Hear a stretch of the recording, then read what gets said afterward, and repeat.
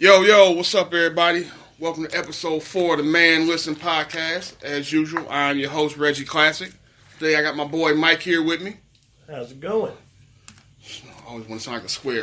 Big homie Keith couldn't make it this week. He out doing his fake PBA shit, out here bowling, trying to play in the gutters, I guess, because he ain't no damn good, but he sends his love. That nigga sucks at everything. Everything. But it's all right. We gonna keep it rocking. What's going on with you, Mike? How you doing? I'm doing great. My motherfucking blood pressure is low. I don't seem to be losing no weight, but you know, I'm blessed. Why was it high? Man, look. You got a motherfucking, my line of work. Oh, here you go to your job. And that shit is entertaining and stressful at the same goddamn time. I'll tell you that shit. We got these new fucking kids that just got hired. All these little motherfuckers want to do is drive fast cars and damn near crash them. This shit is stupid. Well, that's what kids do, man. Yeah, well, motherfuckers better realize they're there to work and not drive cars. Oh, wait, the workers just want to drive the cars? Yes, nigga, yes. Y'all the plug? Yeah. Oh, this my motherfucker goodness, tried to pull a $100,000 car off the floor to drive it. Like, nigga. What the fuck are you thinking? Just to drive it? Yeah. No test drive with a customer or nothing. What he did was he did his product testing on the fucking computer, and he goes, "Oh man, when do we get to do the road test in this thing? Can we pull it out?" You just sit there and just look at that nigga like, just listen to yourself. Did you hear this stupid shit that's coming out of your mouth? Well, how old is he though? 19. Oh yeah, he young and dumb, man. Yeah. He excited, man. Man, come on. He ain't never seen no shit like that before, man. It's a $100,000 car. Y'all hired him. Facts. You gotta trust him to do something. Facts. Yeah. Sell the motherfucking. Well, I guess he could do that. How you been? I'm all right, man. I'm chilling. I had an interesting week. We went and checked out the J. Cole concert. Oh, word. Yeah, it was a graduation gift to the youngest, man. He crossed the stage, and then we just had to wait on J. Cole to get here. So, you know what I'm saying? That's what's up. He ain't getting nothing right away, so. That's what's up. His mom promised it to him, and she came through for him. I think I was just the chaperone of the driver. Nigga. They was in that motherfucker rocking out. I was in there chilling. I was feeling it, though. J. Cole was doing his thing. Good energy, man. Looking like somebody detailed security. Damn near, you know what I'm saying?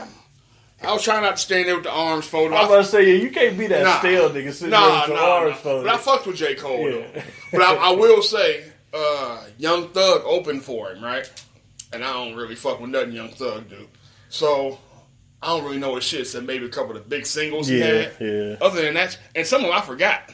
Yeah. That nigga came out with that lifestyle shit. I was like, damn, that was him. Like, I just forgot all about the dude, so I don't really fuck with him like that. So I was just sitting there chilling. They were still up. Ant was loving that shit. But he had a good time, though. He had a real good time. He made some good memories for him. That's what it's all about. Him and his mom was over there doing their thing. So, yeah, man. But other than that, shit. Same old shit. Cool. Well, we got a lot going this week, so let's dive right in. Let's start with the shit we gonna kind of go right through. Let's start, first of all, college football kicked off this weekend. So let's start with college football results. What stood out to you? Let me guess. Yeah. Ohio State. Yeah. Get it out. God Nobody cared, man. We hung 77 points on them. Did you? I stopped watching. Why even get off the motherfucking bus? Huh? But we said on this podcast last week, y'all was going to beat the shit out of Oregon State. We did say that. So I knew that was coming. We did say that. And matter since we talking about what we said last week, let me get this out the way. For all you bum-ass Cal Bear fans, congratulations, you won. They won the opener? Yeah, they beat UNC, man. They won convincingly, yeah. Really? Yeah, so let me get that out there. I know Keith is going to hear this shit. I know Rod Reeves is going to hear this. What are the bum-ass Cal fans? All you piss 12 fans, Cal fans, congratulations, you won one. One. Congratulations. Might be your last one. It's probably going to be your last one. And as I said last week as well, Tennessee got kicked in the teeth. I expected that shit because we rebuilding, man. And you know what I'm saying? It's going to be a long road for the first couple of seasons for the Vols, man. Speaking of what we talked about on this podcast, Taggart's debut wasn't Oh, at shit. Florida State? Yeah, It man. wasn't It was raggedy, dog. I was surprised by that. I was happy because I had never seen that many black coaches on the Florida State sideline in my life. Like, every coach he had was black. That was big. Damn, this shit like a goddamn HBCU on the sideline. That was big. It's like, okay, this is dope. This is monumental for a big program like this. Then they went out there and just didn't do shit. Laid the ultimate egg. Damn, So Taggart, y'all practice? How long do they give him though? How long they give Taggart? Yeah, I mean, granted, he just kind of walked into this situation. Yeah, but Jimbo left suddenly. Like, Yeah, right. Jimbo got a bag too. So, Because the list was short for Florida State. yeah. It was By the short. time when Jimbo cut, a lot of motherfuckers already had Yep, jobs lined up. Exactly. So it caught him off guard. But honestly, if they truly believe in him, I think you got to give him at least 3 years. Yeah. You got to let him recruit his own guys. Yeah. Cause that was part of the thing I saw on that offense. A lot of those dudes, like they fit what they were trying to do. So let him get his own recruits in there. So like I said, I can give him at least 3 years, hopefully. What's Hopefully longer, but at least 3. What's interesting, Ohio State lost a couple of kids, local kids, to Taggart.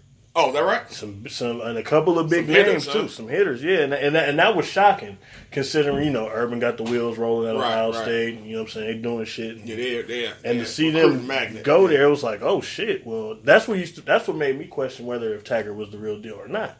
Like, damn, y'all took this fool over proven Herb? Like, he may be a hell of a recruiter. Yeah, that could be it. He may be a hell of a recruiter, but that shit don't always translate on the field. As we can see. Remember, Ed Ogeron was a hell of a recruiter for USC. Yeah. He got that head gig at Ole Miss years ago and didn't do shit. He got the talent in there. Yeah. I think he greased some palms because all of a sudden Ole Miss was getting real hitters on defense. Yeah. Like, where the fuck they come from? Yeah. Well, yeah, man. So sometimes this don't translate like that. What other game stood out to you? We got Florida State debacle. Michigan and Notre Dame. You know what? That game was ugly, bud. Like, I didn't enjoy any part of that game. I think what part of it is, though, Michigan's offense is trash. Their offensive line is terrible. But that's part of the offense. Shit, you can't block it. You can't do nothing else. Right, and your quarterback is only going to be as good as his Exactly, offensive line. but it's not even just that, though. There's nothing. It's a hardball offense. Yeah. And this offense is dry as shit. Yeah. So I hate looking at it. It's just boring. It reminds me of the old school Dave Weinstedt offense when he was with Miami Dolphins. Dolphins, yep. Other than a Wildcat with Ronnie Brown, what else did you have coming? It was boring as fuck. Right. So I'm like, all right, man, somebody do something. I mean, I'm of course, I don't give a fuck whether they're doing good or bad being Of course, an being an Ohio Ohio State State fan. But I'm not just saying this because I don't like Michigan, but how long are we going to give Harbaugh? Harbaugh was overrated in the pros. I told you that. You thought he was overrated in the pros? Absolutely, he was overrated in the pros. Because as soon as they started catching up to that shit, they struggled. Fact. As soon as they started catching up to that shit, they struggled. Yeah. Kaepernick was limited. You know what? No Harbaugh is, honestly, who he reminds me a lot of, who's overrated as well? Gruden. We'll get to that motherfucker a little later. But to me, they're in the same boat.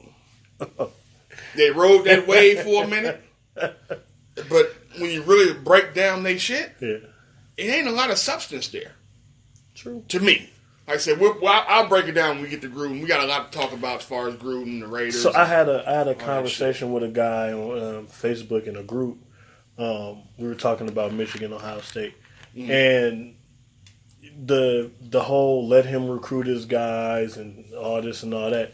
You've had the time. I'm saying that shit's over now. You've had the time. That shit's done deal. Fucking and not. It's hard not to toot the horn, but Urban came in after a fucking 6 and 7 season, and he took us to an undefeated season. We couldn't go to a ball game, but we were undefeated that season, and it was fucking downhill from there. Yeah. What is Harbaugh not, in your opinion, what is Harbaugh not bringing to that school? You want the short version or the long version? Don't fucking matter. What talent. Start with that. And he brings, I'm not going to say talent, because those kids worked hard. They earned a scholarship. A lot of those kids he recruited, he got, were still 4-star cats. Right. And 5. And 4 or 5. I'm saying, but they got some stars. So I'm not going to shit on the kids. Yeah. I'm going to shit on him. That motherfucker brings these kids in and then goes out and plays 1986 football. That fucking style of ball no longer applies. Yeah. Everybody's sitting in the box. Everybody knows exactly what you're doing because you're in a run-heavy formation. Who are you fooling? Right. And you tell them you can take a college kid, right? If I'm coaching against Harbaugh, what am I really scheming against? You don't spread me out at all, right, as far as the defense. I don't have to worry about your guys on the outside. Right. You got a good tight end and a decent running back and a so-so quarterback. But that's every year.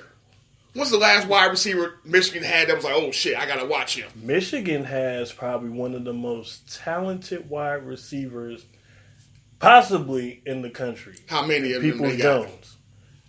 The one cat. Exactly. Right. So and you take him and you have Shea Patterson, who was the top quarterback recruit when he came out that year, right? And you could have something there. The running back is with just one decent. guy? Here's the problem, though. Okay. We did it with one guy. When? Actually, no. No, the hell you didn't. No, we had Thomas in. Yeah. But you had threats in the backfield. Yeah. And your quarterback running was a threat. Actually, they got a fucking running back there that's fucking dope, but he ain't got no grades. Okay, then. So he on dope. He ain't doing nothing dope right now. He's on some shit. Here's my issue with Harbaugh. You're going to come out, right? Mm-hmm. It's predictable. You're going to come out in a 2 tight end set, probably 2 fucking running backs, 1 wide receiver. You got a raw-ass wide receiver out here in the Peoples. Yeah.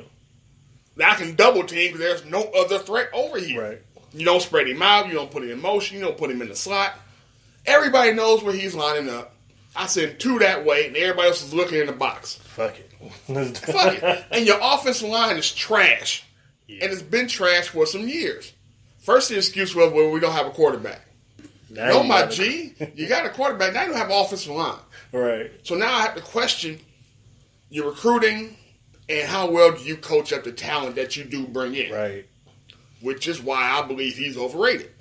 So was his success at Stanford because of the wealth of talent that he had?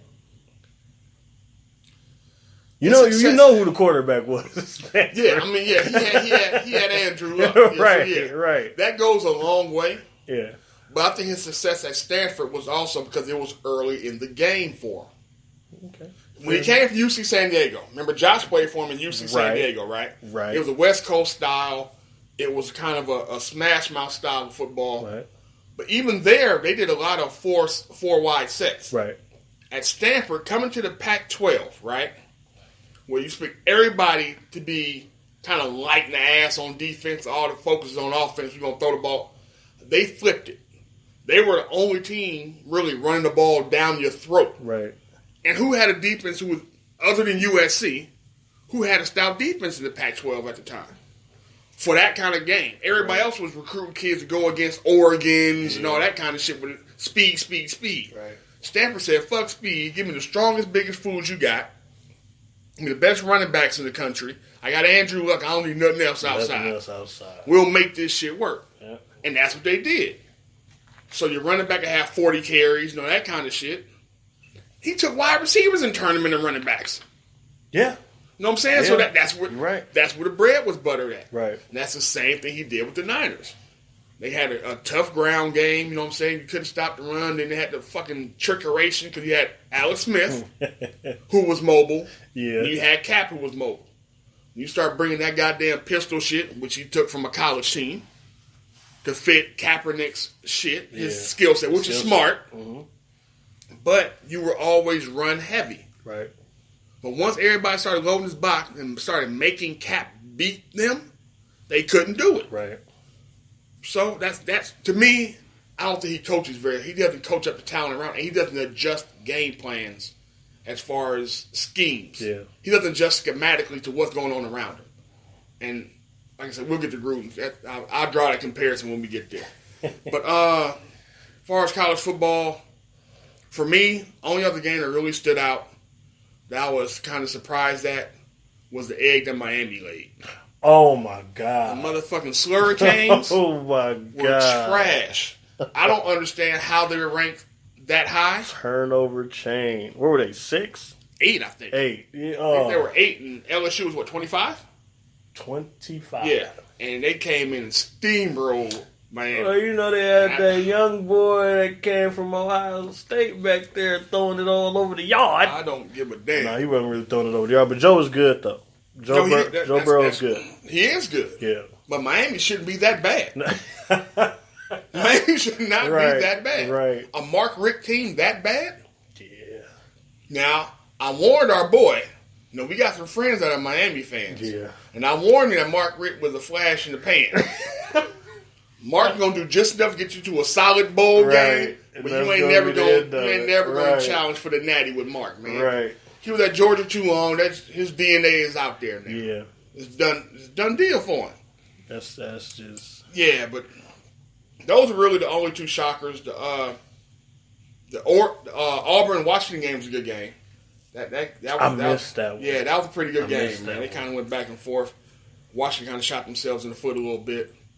But that was a good game. Other than that, you know, the first week in college football, man. It's usually they was playing It's a powerhouse playing some directional school. Right. So, you know, must get blown out. All you trying to figure out who's going to cover the spread in college. Virginia Tech versus School of the Deaf. Yeah, exactly. You know what I'm saying? So it's like, yeah. So it doesn't go that far. Man. Yeah, so, man. But I'm just glad college football season started, man. We kicked off. We ready to go.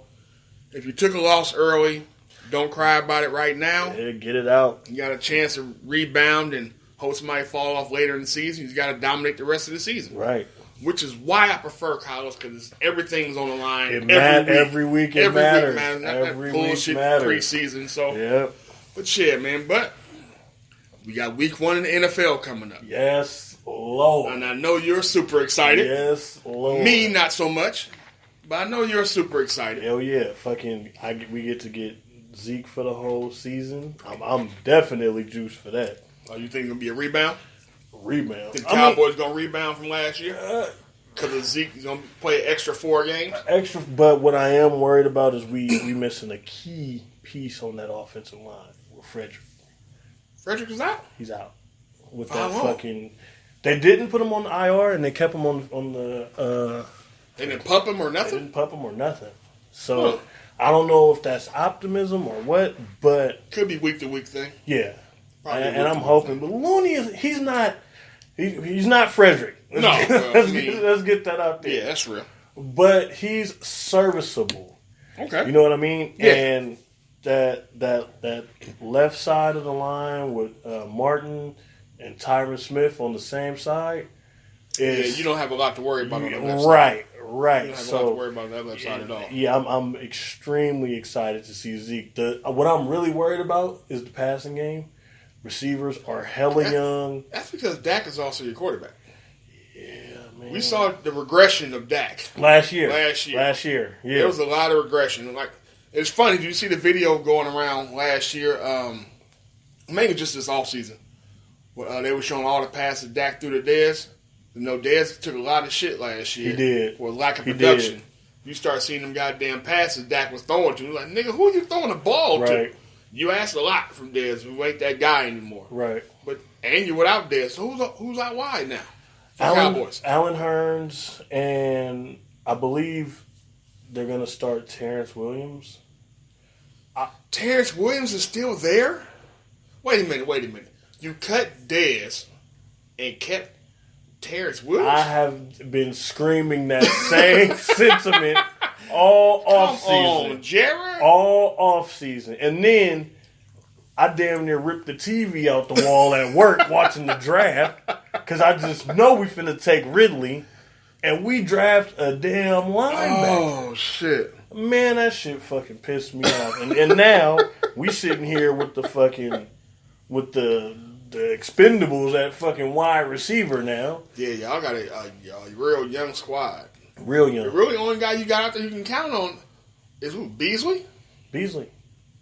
Well, what's name may bounce back? Isn't Hurns still there? Hurns is there. Yeah, he may bounce Turns back. is there. But here's the other part that's got me pulling my fucking hair out. The expectations for Tavon Austin are so high. I forgot y'all got that dude, man. Oh my goodness. Reg. Y'all not paying him that Rams money though, right? No. Okay, good, He's not getting. Because he fleeced them. He's not. That getting, nigga should be on the wanted poster for robbery. Yes. That motherfucker fleeced the shit out the That Rams. nigga pulled the motherfucking. What was that shit? The Den of Thieves. Yeah, That for real. nigga pulled the Den of Thieves on the thing. That nigga the wide receiver version of Larry Brown. Yeah. My ball get this cheddar.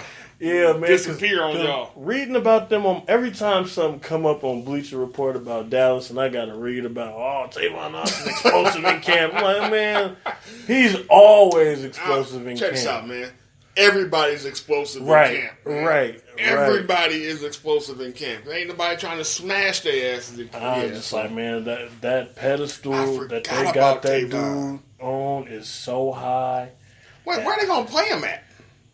So they tried to. Wait a minute. Beasley's in the slot, right? Wait, yeah, but wait a minute. They tried. I know they're not putting him They out tried to wide. pull the wool over our eyes, talking about they're gonna play his ass in running back. We don't want to Running hear. back. Yes, nigga. Yes. Oh, he's a weapon. You can Swiss Army knife, put him anywhere. No, No, you can't. no. And you damn sure can't put him in He the a back. Swiss Army knife missing hella pieces. That motherfucker is not a Swiss Army knife. Right. So they were talking about He trying. can run straight. That's it. They were talking about trying him at running back, which I thought was the dumbest fucking thing in the world. But he hasn't taken any snaps at running back, which is good. If I had to guess, if you put him at running back, you're motioning him out the backfield, just get him matched up with a linebacker. Yeah, or do some You're not handing the ball up downhill on some kind of standard Zeke or run. some kind of no He's going to get killed. kill. Yeah. I think like 160 pounds wet. And if you're playing defense and you see him back there, he's either going to motion out or it's going to be a fucking toss, sweep some goddamn where. Yeah, Using speed. He's not coming downhill at you. If he Right. does, then nigga just lick your chops and tee off on him. man. And he's only $150. But yeah, that's scary to Oh, me. my But God. I am, however, in love with our defense. Randy Gregory was showing his I will say this. ass this preseason. For the Cowboys, we're going to stay on the since you're a fucking fan, I did hear some good things about the Cowboy defense. I have been hearing some good things. It did. But that Cowboy defense is always better with a healthy Sean Lee. Facts. Always Facts. better with healthy Sean Lee. Facts. And Now, I am linebacker biased because I played it. But they are always better with a healthy Sean Yeah. Lee in there. and fucking 100% Jalen Smith this year too. Yeah, that's big. It's gonna be something to see. That's going to be big. I'm hoping. That's the one motherfucker y'all got I kind of root for. Yeah. I like that kid when he got Notre Dame. Yeah, the story is amazing. The story, right? yeah, the story is dope. And the fact that I wanted the Steelers to take him, but the Steelers will never do shit I tell them to do. I tell him. So, you know what I'm saying? So, Tomlin, Like the nigga in the if you're draft. listening, yeah. I need to be in the room with y'all. Y'all been doing some real fucking up. And if y'all listen to me, we would have rebounded defensively a long time ago. But, you know what I'm saying? Damn sure wouldn't have Mike Mitchell on the seat. You wouldn't have Mike Mitchell at all. And Ike would have been gone a long time before he left, too. Yeah, them niggas was guaranteed Damn, first you downs. like anything about y'all defense? They goddamn. I don't like nothing about the defensive secondary. Well, I didn't then. I like it now. You like the youngster? Which one? The corner from Artie? Artie, yeah. I don't like the nigga last name. Having the last name Burns is real bad for a corner, man. That shit don't sit well with me. But other than that, no, he's come around. Come around. But he's played a lot better. But I think going against AB every day in Gotta practice, do it to you. it's going to make or break you. Yeah. It's going to make or break you. And the way the coaching staff has been going about it, even since last year, they make him line up with AB. And you can see it. He always, physically, he has a talent. He has long arms. He's fast. He has good height. But he was too handsy. Yeah. You'll always get pass interference or a hold fucking with him because his technique was shitty. Right. But last year, he actually improved. So I'm looking to see some good things from him. I think having Hayden on the other side of him helps. I forgot he was having there. Joe, just having a vet, you know what I mean? Somebody to talk to you. Yeah. Are you going to go to Mike Mitchell for advice? Who was Fuck once a premier corner in the league, Yeah. man? Yeah, without the foot speed. That's Yeah. what I'm saying. So he can tell you about the technique part of it. Yeah, that's what he did. Because he never had the foot speed. No. You get him one-on-one with the wrong motherfucker, he's going to blow the doors off of Hayden. Right. But technically, he's a solid corner.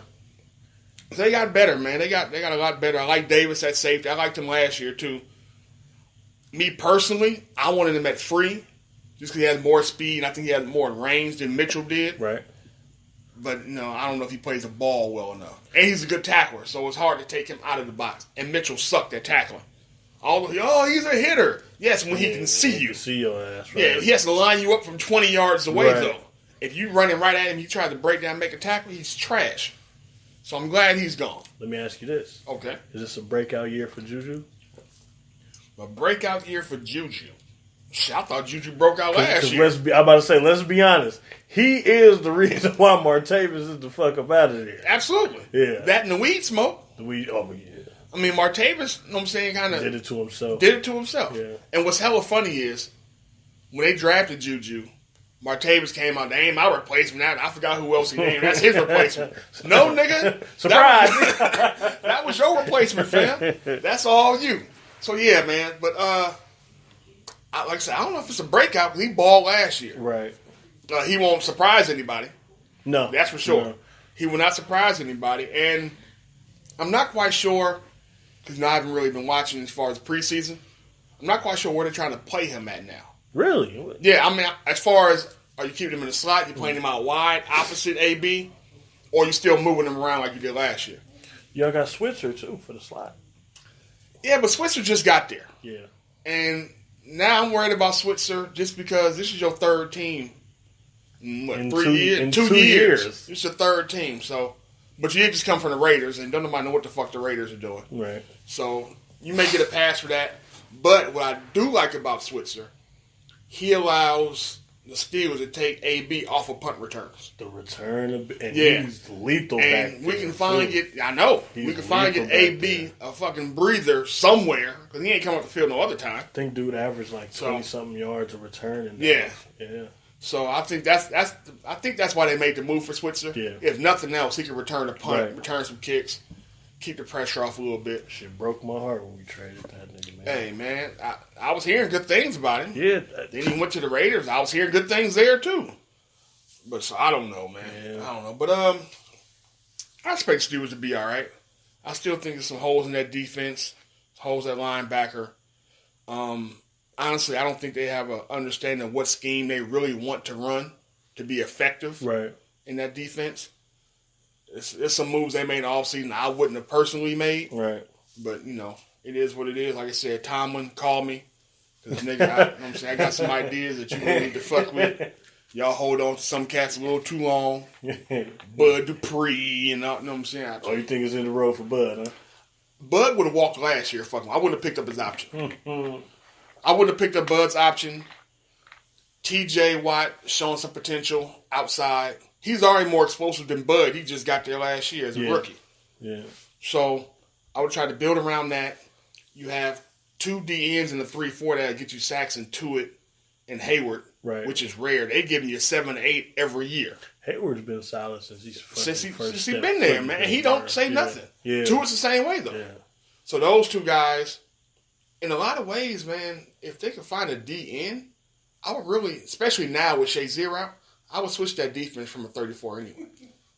Just go 43 and just bring TJ off the edge when the pass rushing situations. But I might have that's just crack at a damn good DN in the offseason, I'll tell you that. They're not going to spend no money, fam. The Steelers don't have no money. They ain't going to spend no money. Which is the same reason I say they should have let Le'Veon Bell ass walk. And what do you know? He holding out again. And you firm on that. Absolutely. You couldn't afford him last year. What was this year going to change? You didn't get no extra money. So what was going to change? You just went through this exact same thing last year. Right. So this is Groundhog's Day. Why are you doing it to yourself again? Right. You know what I'm saying? That was my stance on it. Not that I don't like Bell. He's reporting Wednesday, though. Congratulations. You report Wednesday. The game is Sunday. Ain't nobody seen or heard from you in months, fam. Red, like, come on, man. You can't be like no, man. No. Like I said, but ease up on the drama. And honestly, you could have got a compensatory pick for letting him go. This kind of gives y'all an idea how hard Reg is on shit and people that he loves. I'm ready to say, man, I love Bell. I love Bell. Bell is one of my favorite running backs in the league. But I know the Steelers can't afford Bell. You can't pay AB, Ben, Bell, Hayward, and Tuitt. You just can't do it. Yeah, can't do it. And that's just the bottom line of it. It's economics. Yeah. So let him walk. And the money he wants, that he deserves, he ain't going to get in Pittsburgh. But you don't try to get what you can get for him? Like maybe a trade deadline deal or, you know what I mean? They could have did that last year. I don't mind them trading him, but I didn't think anybody's going to bite knowing that he wasn't coming in unless he got this kind of bread. Right. So their leverage was fucked off. Right. Everybody, they going to lowball you. If I know you can't afford to sign him, you going to try to send him to me, I'm going to send you back some bullshit. Right. I give you a force for that nigga, man. I got to pay him too? Like, nah, fam. Right. I mean, you can try it, but you got to remember how the running back position is valued too. Yeah. He got a lot of touches on his resume. He got a lot of wear and tear on his body. He's had some injuries. His value was 2 first-round picks. But who's going to give you that for a running back?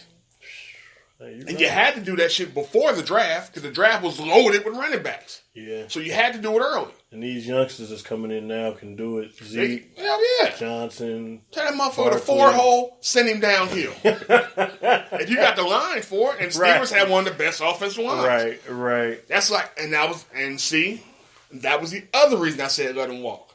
Remember they got Connor back there too. Connor's a nice youngster. He runs hard. He's no Le'Veon Bell. Right. He ain't gonna catch you like Bell. He's not as elusive. Right. But if you want a motherfucker to hit the hole and get you 4.5, he'll get you that. Yep. He'll take pressure off Ben. You still gotta respect the play action. All that old shit. Right. Let Bell walk. You're not gonna pay him. You franchise him. That franchise tag bread you could have put towards the defense. Right. Because you still have holes there. Who's Shazier's replacement? Exactly. Nobody fucking knows. Because that's a talent that's going to be hard to replace. Right. So, I mean, I don't, me personally, I wouldn't have did this dance 2 years in a row. Yeah. I know the outcome of it already. Yeah. He ain't going to come in too late. He'll probably still come in and run for 1,200 yards, get you about 400 to 500 yards receiving, help you make the playoffs. Right. Cool. Then he gonna walk out. You ain't gonna franchise him again. Nah. So exactly what are you doing with it? So I would have let him go.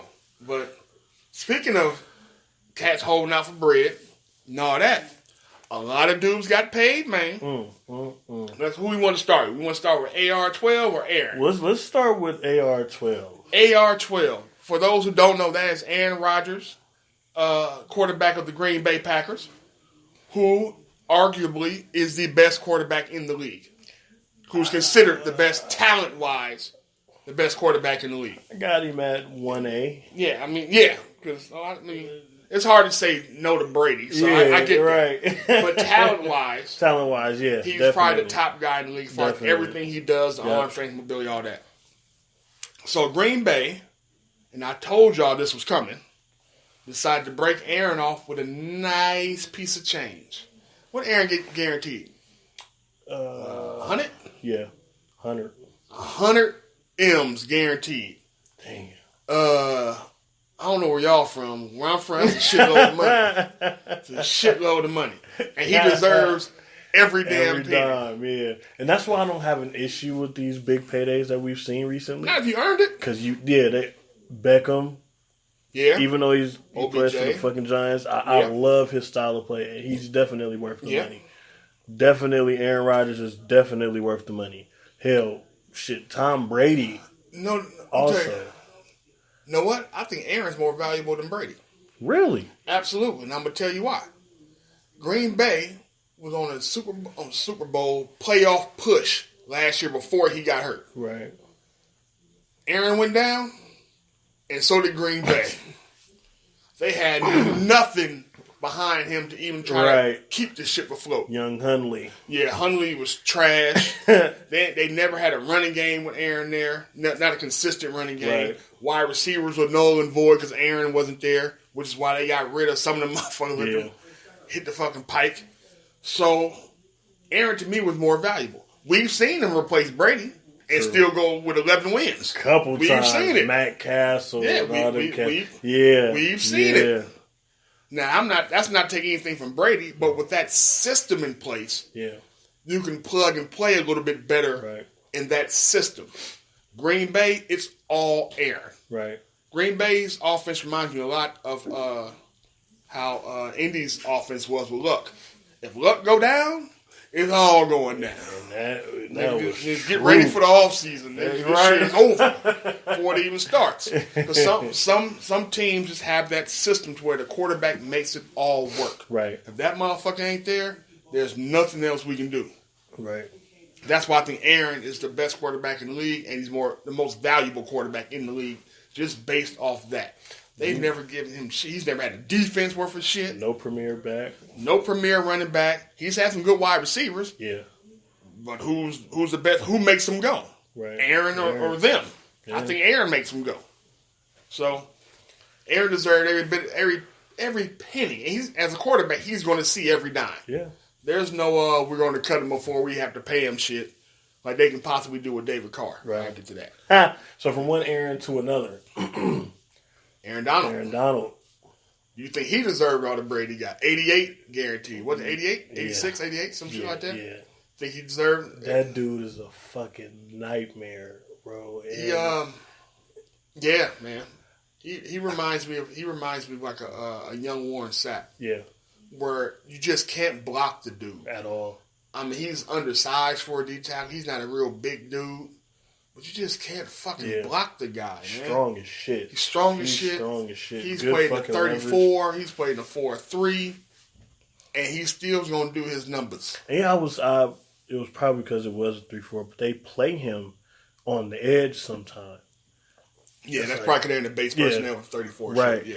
You know, Wade is D coordinator. And still, it's like, dude, he's giving you all kind of hell no matter where he's going. Regardless of where the fuck he goes. But, yeah, definitely worth every coin. Didn't he get, like, defensive MVP last year? Last year, defensive player of the year. So that right there is going to give you a boost. That's like winning a Grammy or an Oscar. Right. My price just changed with this award, fam. So be ready. Right. That's probably the worst thing you can see. You want him to ball for you, but just don't win nothing. Right. Don't win no awards in the whole season. Pro Bowl, maybe all pro. We'll leave it at that. But nigga, no awards. Hell yeah. But yeah, man. So Aaron got paid. Aaron held out. Took him 2 years to get paid. Yeah. He held out last year too. Stayed away from camp for a minute before he decided to come in. Finally got broke off, man. You know. Shit. But I will say this: the Rams owner got that long bread too. Do he? Hell yeah! That stadium they're building in LA is financed by him. That's right in the fucking hood. It's right in the fucking hood. That's probably why he got damn good price on the land. How many people got shot over here? Oh, okay. Well, shit, it should be dirt cheap. We'll take that right there. We'll fix all this shit. He got that long dough. Okay. So when motherfuckers tell, oh, well, you know, I got so much, I need $80 million guaranteed.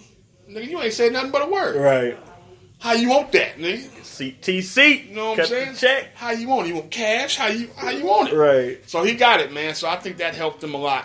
Because they broke off a lot of people this offseason. Yeah. Gurley got paid. Yeah. Cooks got paid. Now Aaron's getting paid. What happens, though, when it's time to pay Goff? Who's the man out the door?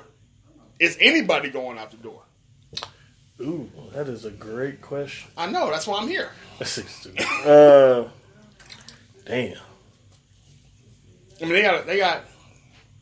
This is Goff's third year? Yep. They got one more year to worry about. Scrap that first year.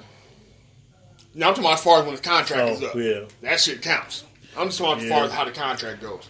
They got another year they'll have to strip off of it, but if he plays like he played last year, you're going to have to pay that man. Because he got the weaponry. Yeah, adding Cooks is big. That is real big. They give somebody who can take the top off the defense. Cooks, they got Cooper Kupp down there. Kupp's going to work underneath, doing that shit. Yep. Cooks is the motherfucker they wanted Tavon to be. Right. A motherfucker with some speed who can still run more than straight and drags and run some real shit.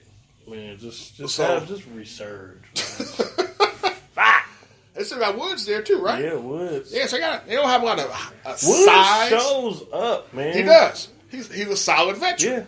But they don't have a lot of size at wide receiver. You know who they're two of the same guy, Woods and Rashard Matthews. Yeah. From the Titans. My boss is a fucking Titans fan, right? Sorry. I feel bad for him already. He said, "I'm sorry," but no, it's ain't been shit since Steve McNair. But he's been outside of Delaney Walker, of course, Mariota's guy. You know what I mean? He gets Matthews, and the rookies even that they had over there aren't working out. Corey Davis. Right. There was another youngster they had. I think he'll have a decent year this year. With Corey? Yeah, I think Corey will bounce back a little bit. You know, speaking of my boss and being a Titans fan, he's not a fan of Mariota. Neither am I. Why? What has Mariota really shown you from a quarterback perspective? What has he shown you to say this is a guy I can build with? I mean, granted, he's not a premier guy. But come on, man. What's this? His third year right here? Yep. Come on, man. You got to give him a little more time, bro. How much more time? I got to pay him soon. How much more time you want me to get this nigga? Okay, then you ain't got to give him 100. No shit. I ain't giving him 100. Man, he's not bad, man. He's not I didn't call him trash. He's not trash. Right. To me, honestly, he's a Hawaiian Alex Smith. I'm fucking done. He's a Hawaiian Alex Smith. Mm-mm. He takes care of the football other than when he gets hit and fumbles. The same shit Alex had earlier. Man, you got to give him He doesn't throw a lot of interceptions. Come on, Rick. What's the difference? Oh, my Mobile, God. decent arm, won't turn it over a lot. Small hands, but they fumble a lot. Come on. What's man. the difference? Hawaiian. He's the Hawaiian Alex Smith. That's just who he is. Fucking done. That's who he is. He's faster as a runner, but other than that, if you look at his skill set, who's his other NFL comp? Who else looks like Mariota other than Alex Smith? It's gonna get real quiet in here, but we on a podcast, so we don't want too much radio silence over here.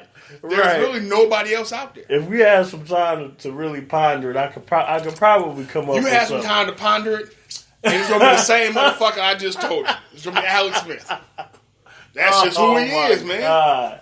I like Alex Smith. I'm not buying that. I just don't believe Alex Smith or the Hawaiian version of Alex Smith can get you a Super Bowl title. I don't think you can win a chip. They got a pretty good defense over there, and he has a good run game support this year. All right. So, I'm not throw all these niggas in this box to stop Henry, big ass, from coming downhill. They got the fast. That's fine. Can Mariota beat you with his arm? That's all I got to do. I don't know, man. I have to force you I'm not to giving beat me with your arm. Alex Smith. I'm not giving him the Hawaiian Alex Smith. I don't know why not. For that. I don't know why not. It's the same dude. You're a game manager. I mean, at the end of the day, oh my that's God. who he is. I'm not buying that, bro. That's who he is, man. How did he play when he had that bad hamstring? I got more faith in How did he play when he had the bad hamstring? Come on, Riz. How does anybody play when they got a bad hamstring? A quarterback who can throw it? Oh my God! We seen Dan Marino play with no Achilles tendons. Fact. Exactly. You know why? Because he can sling that shit. Yeah. You don't have to. If you can only win with your legs, then you're limited. He still can't beat you with just his arm. Now, granted, I will give him some leeway. He hasn't had the best talent on the outside. Right. I will give him that. So we gonna blame, but good quarterbacks. We just talked about A-Rod. We just talked about Aaron Rodgers. Yeah. He made them niggas look better. True. Does Mariota make his wide receivers look better, or does he make his wide receivers look just how they look? So look, right. I don't think the Titans receiving core is anything like Green Bay's. I'm taking Devontae Adams over Rashard Matthews. I'm taking a Jimmy Graham that has Aaron Rodgers throwing him the ball. He hasn't caught a pass on the regular season from Aaron Rodgers yet, fam. But so what? That matters. And it don't matter because he has Delaney Walker. Delaney Walker has been a better tight end over the last 3 years than Jimmy Graham. Jimmy Graham has done nothing in Seattle. And you had Russell Wilson. Okay, I get that. But my example, look at motherfucking Julius Thomas that just retired after stealing money. Yeah, he had Peyton Manning. Right, but he ain't shit without him. Exactly. Man. So my question is the Titans wide receiver core is shitty because they're just shitty receivers, or Mariota can't make them better. They shitty receivers. Mariota's a good goddamn quarterback. He's decent. What wide receiver Alex Smith make better? Come on, man. We're on a podcast. Can't be that quiet. Can't be that quiet. He had I said, who did he make better? Oh. I ain't asked you who he had. I'm asking Reek, nigga. Reek who? Hill. You wasn't there with Alex? Reek Hill. Tyreek Hill, fool. What are you talking about? I sound like Rob right now. Let me stop. Tyreek Hill just got there and finally forced Alex Smith to throw the ball deep. Finally, he turned from check down Charlie to airing this motherfucker out. There you go. There you go. Tyreek was also open by 30 yards half the time. Yeah, he's out there smoking shit. You right. couldn't overthrow him. How many times did Tyreek Hill get overthrown? Not a lot. Exactly. Ever. Not ever. Exactly. So Tyreek, to me, made Alex respectable as a deep ball thrower. Because everybody should squat on Alex. He ain't about to push this shit down here. That's just who he is, man. He's a safe quarterback. You a cold dude. He won't turn it over. He's efficient. But he's not going to go in there and just win games for you like that. It may happen from time to time, but he's not one of them dudes that, 2-minute warning. We got Mariota. We still got action. Ain't nobody thinking But that. you don't feel at least I don't feel what? Some sort of, we could do this if we got Mariota because of the mobility? No. Come on, man. No. You got to account for that. I don't. He can get you no, up why the I field, don't. 15 here, 7 no, why I don't there account on for his that? feet. Because that happens when you're playing undisciplined-ass defenses. When you're playing a mobile quarterback, every fucking defense knows keep his ass right in that pocket, close his rushing lanes down, spying, so I can do some shit to take away your mobility. You still have to beat me from the pocket at the end of the day. And do you trust Mariota to take you down the field with the game on the line on a 2-minute drive? Niggas don't even ask that question about Aaron Rodgers. Aaron Rodgers doesn't get asked that question. Tom Brady doesn't get asked that question. It's a lot of dudes that don't nobody even ask. Like, oh, niggas, we got this. No. Russell Wilson, you don't ask. And he's mobile. And don't nobody ask that question. Know why? Because he'll still drop back and throw that motherfucker out there and make it happen. Yeah, that motherfucker will spin around in the pocket 4 times and still throw a dart down the field. Right. I don't know, He's man. not that guy. And again, it's not that I don't like him. It's just who he is. I mean, I could have called the nigga Case Keenum. But I ain't going to do that to him. That's what I'm saying. Alex is at least a winner. Yeah. Alex has won games. Yeah. Alex has been to the playoffs. They have the same fucking record. They're the same guy. Yeah. They are the same guy, man. So no offense to your boss. Tell him I don't mean no disrespect. But the Hawaiian Alex Smith is not going to take you that far. He doesn't like him. Oh, well, he'll agree with me then. Fuck Mariota. I mean, that's how he rolling with it. That ain't necessarily where I would go. That's how he rolling. Oh, man. And unfortunately, that whole draft class, not the whole draft class, between him and Winston, them niggas is neck and neck for being washed. What? Jameis Winston is a jugs machine. He'll throw that motherfucker to anybody out there. Come on, Reg. Come on, man. You telling me Jameis Winston is the elite quarterback? Elite? That's what you're telling me. Yes. I take you 1 overall, I expect you to be elite. That's what I expect from you. Oh, man. Come on, I expect you to be elite if I take you number 1 overall at that position. God. You can't just be a guy. Washed, though. You used the word washed. You know why? Because I don't think that motherfucker be in Tampa at the end of this contract. Look at all the shit he got going. He hasn't improved as a passer. He's the same turnover motherfucker he was at Florida State. And he's a fucking headache. And he's a fucking headache off the field. He can't keep his hands off the fucking Uber driver. Now you want me to get this motherfucker 100 and something million? Look at the market for quarterbacks. I gotta get this motherfucker $100 million. Hey, if we make it big and doing this shit. When we make it big, ain't no if. When we make it, I'm gonna get in the motherfucking Uber. You get in Uber and do what? You get the final niggas, you getting the fuck up out of here, nigga. You getting the fuck up out of here. You not gonna take me down with you, nigga. It'll be a solo show in this motherfucker. I'm not going out. Nope. Hey, when I can fix it, the nigga though, you got some status, and niggas be like, yeah, you know who the fuck I am? Yeah, just grab a titty. No, nigga, we ain't doing that. Titties out. We nigga, you trying to be part of that Keys culture, nigga. I ain't rolling. Let me get by here. Let me get by here. Let me get by here. That shit on your own, fam. I'm not doing it. Rape culture Keys. Yeah, for real. But I'm not, man. That's a joke, by the way. He ain't out here raping nobody. He I ain't don't out want there nobody to take that shit doing serious. that. Nah, You man. just retarded. That's what we just mess with. We just fucking with him with that shit. But yeah, so I'm not sold on that quarterback class because remember those two were the guys. Yeah, they were it guys. It was a question like, who do you take? Who do you take? Jameis was a pocket guy. He could throw it down the field, a big arm. He makes terrible fucking decisions. That's true. Man, and he's been making them since college. With great weapons at Florida State too, though. He has great weapons everywhere. He's got them now in Tampa. Yeah, he came in with him in Tampa. Yeah. Mike Evans is one of the best motherfuckers out there. But he'll throw that shit to somebody that don't even look like Mike Evans. They play on the other fucking team. He'll just make throws and what the fuck are you doing? Right. He got some of that Brett Favre kind of nigga. But Brett would try to thread the needle. Yeah. Jameis would be falling to the ground and just throw it. Like, who the fuck are you throwing this man? Like, what are you doing? Yeah. Dumb fuck. I don't think his brain just computes the way it needs to be elite. Yeah. He has elite talent. We got that brain for it, to me. Right. And Mariota is just too fucking safe. Mariota plays not to make a mistake instead of playing to win. Right.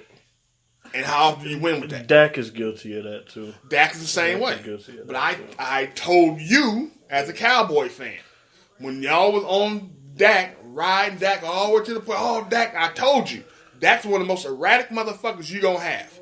And once they start making Dak throw it, you gonna see that shit's gonna be all over the yard. Yeah. I warned you.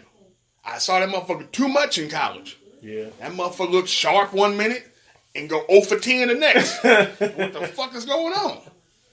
But that's kind of how they are. They get, for Dak, since we're talking about it right now, honestly, I'm going to say Jameis has it. He just does other dumb shit. But to me, Mariota and Dak need a motherfucker who they can trust with the 50-50 ball. Yeah. That's who Dez used to be. Yeah. But that's who Mike Evans is. That's why I said Mariota. Yeah. I mean, not Mariota. Jameis Winston has it already. Yeah. But he'll throw it to motherfuckers don't look like Evans. Right. But that's how he gets away with a lot of shit. Yeah. He'll throw that shit to Evans, and he'll come down with it. You got Deshaun Jackson. You barely give him any fucking targets. Yeah. That motherfucker be wide open. He's still one of the fastest fools in the league. Yeah. But Mariota and who else? And Dak don't have that 50-50 guy. Yeah. That's why I think Corey Davis could be for Mariota. Right. He has the size for it. He has, the body control in the air. Yeah. He had, at some point, though, the same what Alex Smith had to do, you have to trust the guy to make the play for you. Right. Until you do that, you fucked. Yeah. So he's going to be stuck there. That's how it's going to be, unfortunately. Yeah, man. But like I said, ain't no lot of elite quarterbacks out there, man. No. They're hard to find, and it is what it is. Yeah. You got to try to win with what you got until you find something else. It's probably going to be soon. Since the season is kicking off, where are you at on the Jimmy G hype train? You on it? Jimmy G hype train. Am I on the Jimmy G hype train? You believe in it? After 5 games? Absolutely not. Absolutely not. Is there potential there? Absolutely. But am I on the train? I think Jimmy G. I mean, I draft a nigga in my fantasy team if I had to. So I believe in the system though. That Shanahan system spits out numbers. Right. He'll spit out a lot of fucking numbers. Jimmy G has some solid guys outside. He has a speed guy in Goodwin. He has a solid vet in Garcon. Yeah. You know what I'm saying? So he has some guys there. Kittle is decent. Tight end. Kittle. Tight end, right? Yeah. So you have some shit there. But after everybody sees Jimmy G, and I got film of Jimmy G, I got an offseason to study Jimmy G, is he still going to take the league by storm like he did with just 6 games showing? Right. That's the issue. In those 6 games, man, he's seen some defenses. Yeah, he balled. Yeah. He balled. He chewed up Jacksonville. He chewed up Tennessee. He balled. He did his things. I don't want to take anything from Jimmy. Right. Am I completely sold on the evolution of Jimmy, who he can be yet? Not quite. But I think he could be a damn good quarterback. I mean, in the day, I think he's probably, if I had to comp him, he's probably a lot closer to Derek Carr. I could see them in that mold as far as ball comes out of his hand quick, good location. That fucking short to intermediate ball, they can throw. You question some of the deep shit, Right. They don't have the biggest arm, and I don't want to talk about Derek fucking. I seen that ball he threw Amari Cooper. That duck. I thought somebody was gonna pull out the fucking Joker gun and shoot that motherfucking out. That shit was. But a lot of his deep balls look like that. Though. Yeah. Jimmy G throws a better deep ball. Yeah. It's not as accurate. The accuracy is the same. Carr don't throw nothing but jump balls when he throw this shit deep, and it's fucking ridiculous. Right. You know what? From what I've seen of David Carr, choose your words wisely. You got Raider fans. I don't give fuck him. I'm gonna tell you the fucking truth. The shit y'all don't want to fucking hear. Like I put on Facebook. Every time that motherfucker throw a deep ball, like that shit got helium in it. That shit just sits in the air forever. Let everybody make a fucking play on it. And you got to pray Amari can come down with this fucking floater. I'm running a fucking 4-4 in one direction. Now I got to stop and wait for this shit to come down. But I think the problem, and it's not his arm strength though. I think Carr's issue is on a deep ball, he aims it. He doesn't throw it. You could see him almost like he's trying to take something off of, like he's not trying to overthrow anybody. Right. Fuck all that. Let it go. Let it rip. Just let it go, man. Amari Cooper run up under some shit. If you overthrow him, you come back and they can do some other shit. Right. But what you can't do is null and void a fucking touchdown, because now he got to wait for it, so he got a 40-yard gain instead of a 60-yard touchdown. Right. You can't keep doing that shit. Yeah. Because you don't have enough talent offensively to really make that kind of play. True. So you have to be accurate with that shit. So I think Jimmy G throws a better deep ball as far as the way he throws it. He doesn't aim it as much. But, accuracy on his deep ball shit is about the same as Carr's. The numbers look the same because Amari will jump up and catch it. Well, sometimes. Yeah. Or Crabtree used to jump up and catch it or some shit like that. So Crab is gone, man. So, but you know what? Speaking of Derek Carr and the Raiders, Khalil Mack. We had to so look, here, man. so those listening, those Raider fans listening, I don't want to put any salt in the wounds because I know it's still fresh, and y'all still hurting. Some of y'all think y'all understand the economics. I know a lot of y'all motherfuckers want, whoop Gruden's ass, but we got to talk about it. It was a big fucking story. So those who don't know, if you've been under a rock, didn't have any Wi-Fi reception. Didn't you pay your cable bill? If you ain't got cable, I'm going to hold you down. Yeah. That's whatever been proven with this power thing. We ain't going to fuck with you in that power bullshit. Yeah. Khalil Mack. Let me describe Khalil Mack. Game changer. Game-changing defensive end. Former Defensive Player of the Year. I think he may be the only defensive player to make All-Pro at two different positions. Was in a contract holdout with the Raiders. And the Raiders decided, you know what? Nigga, we ain't going to pay you. We going to trade you. So over the weekend, the Raiders traded Khalil Mack, one of the top 3 defensive ends in the league, to the Chicago Bears for some draft picks. I ain't going to get into what draft picks are because that shit's another retarded ass stuff. And so... as always, when that kind of shit happens, social media exploded. Internet broken. I exploded with laughter. I think we all did. A lot of dudes. If you're not a Raider fan, you probably exploded with laughter. There was a whole lot of chest pain. Raider fans exploded with anger. Yeah. And Niner fans, they were laughing at y'all asses too. So it's like the league was laughing at y'all, and y'all were just sitting there crying in your beer. And nobody understood why the fuck they would trade Khalil Mack. And upon the trade, hours later, the Bears also signed Khalil Mack to that extension he had been looking for and gave him a guaranteed $90 million. So once you hear the $90 million, a lot of people be, oh, well, that's why the Raiders didn't sign him. That's what he wanted. And then they turned on Khalil Mack at one point. A big contingent of Raider fans, oh, that motherfucker was greedy. He turned down $20 million. Nigga, I'm going to turn down $20 million if I'm worth $23.5. Facts. So fuck what you talking Big about. Big ass facts. And Aaron Donald, who's only been Defensive Player of the Year and All-Pro at one position. Yeah. Motherfucker, I've been All-Pro at 2. So I can play outside linebacker for you, or I can play DN. Another one that's worth every penny. Worth every fucking penny. Every fucking penny. So there's been a lot of fallout, like even on the radio today, because we had the holiday, extended holiday weekend, whatever, and Man, the fucking calls was coming. It was nuts. Well, Let me ask you this, because Okay. I've specifically wanted to hear your opinion about this. Did Gruden fuck it up with that bullshit ass excuse? Absolutely. That was That just whole, some of the dumbest. you I mean- didn't have nothing to do with that. No, I ain't talking. No, that's not what Gruden fucked up at.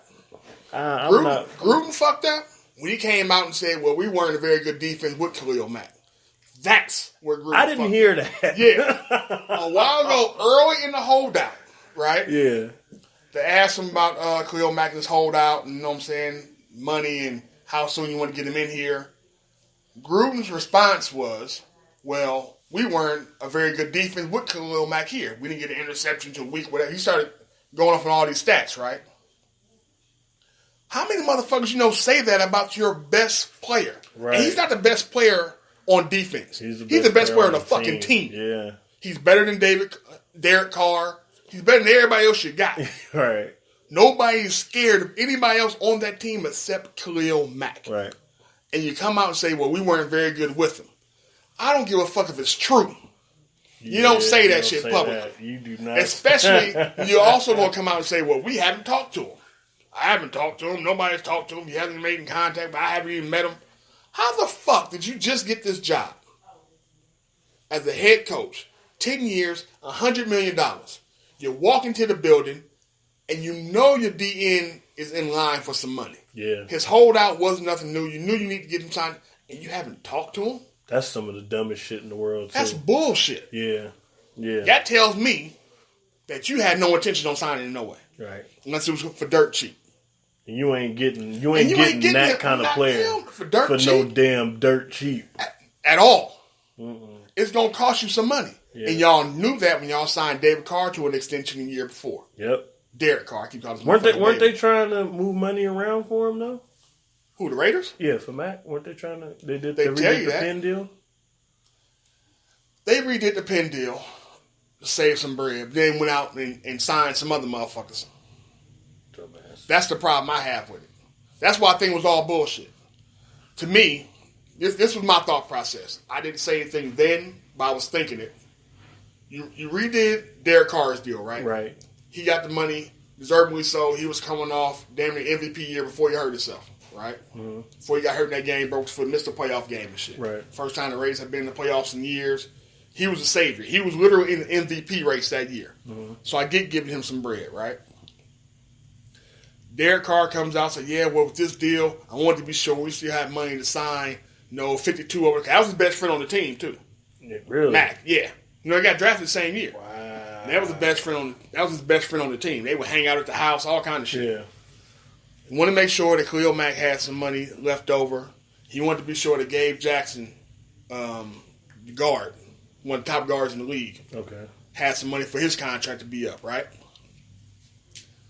So that sounds great. Second best guard in the league. Might be. But still, he a Pro Bowler. So at the end of the day, that's all you're asking for. So it sounded great. Right. But you're also the highest paid quarterback. Nobody really broke down the structure of it, how much was front loaded. And I think that's the other thing that cost the Raiders, but I'll break that down in a second. So then you say, okay, well, good. He saved some money. It sounds dope. He's willing to sacrifice. Sounds some Warrior basketball shit. Right, You don't right. take something off the top, Right. make sure everybody else gets signed. It was a fucking lie, though. But what the So Raiders smoke and mirror. what the Raiders did, though, instead of going to see what the parameters were for Khalil, they automatically assumed, well, we still have control and we still had a franchise tag. Yeah. They overplayed their hand. So then they wouldn't sign Gabe to an extension. Broke him off. He one of the highest paid guards in the league now. Might be the highest paid guard in the league.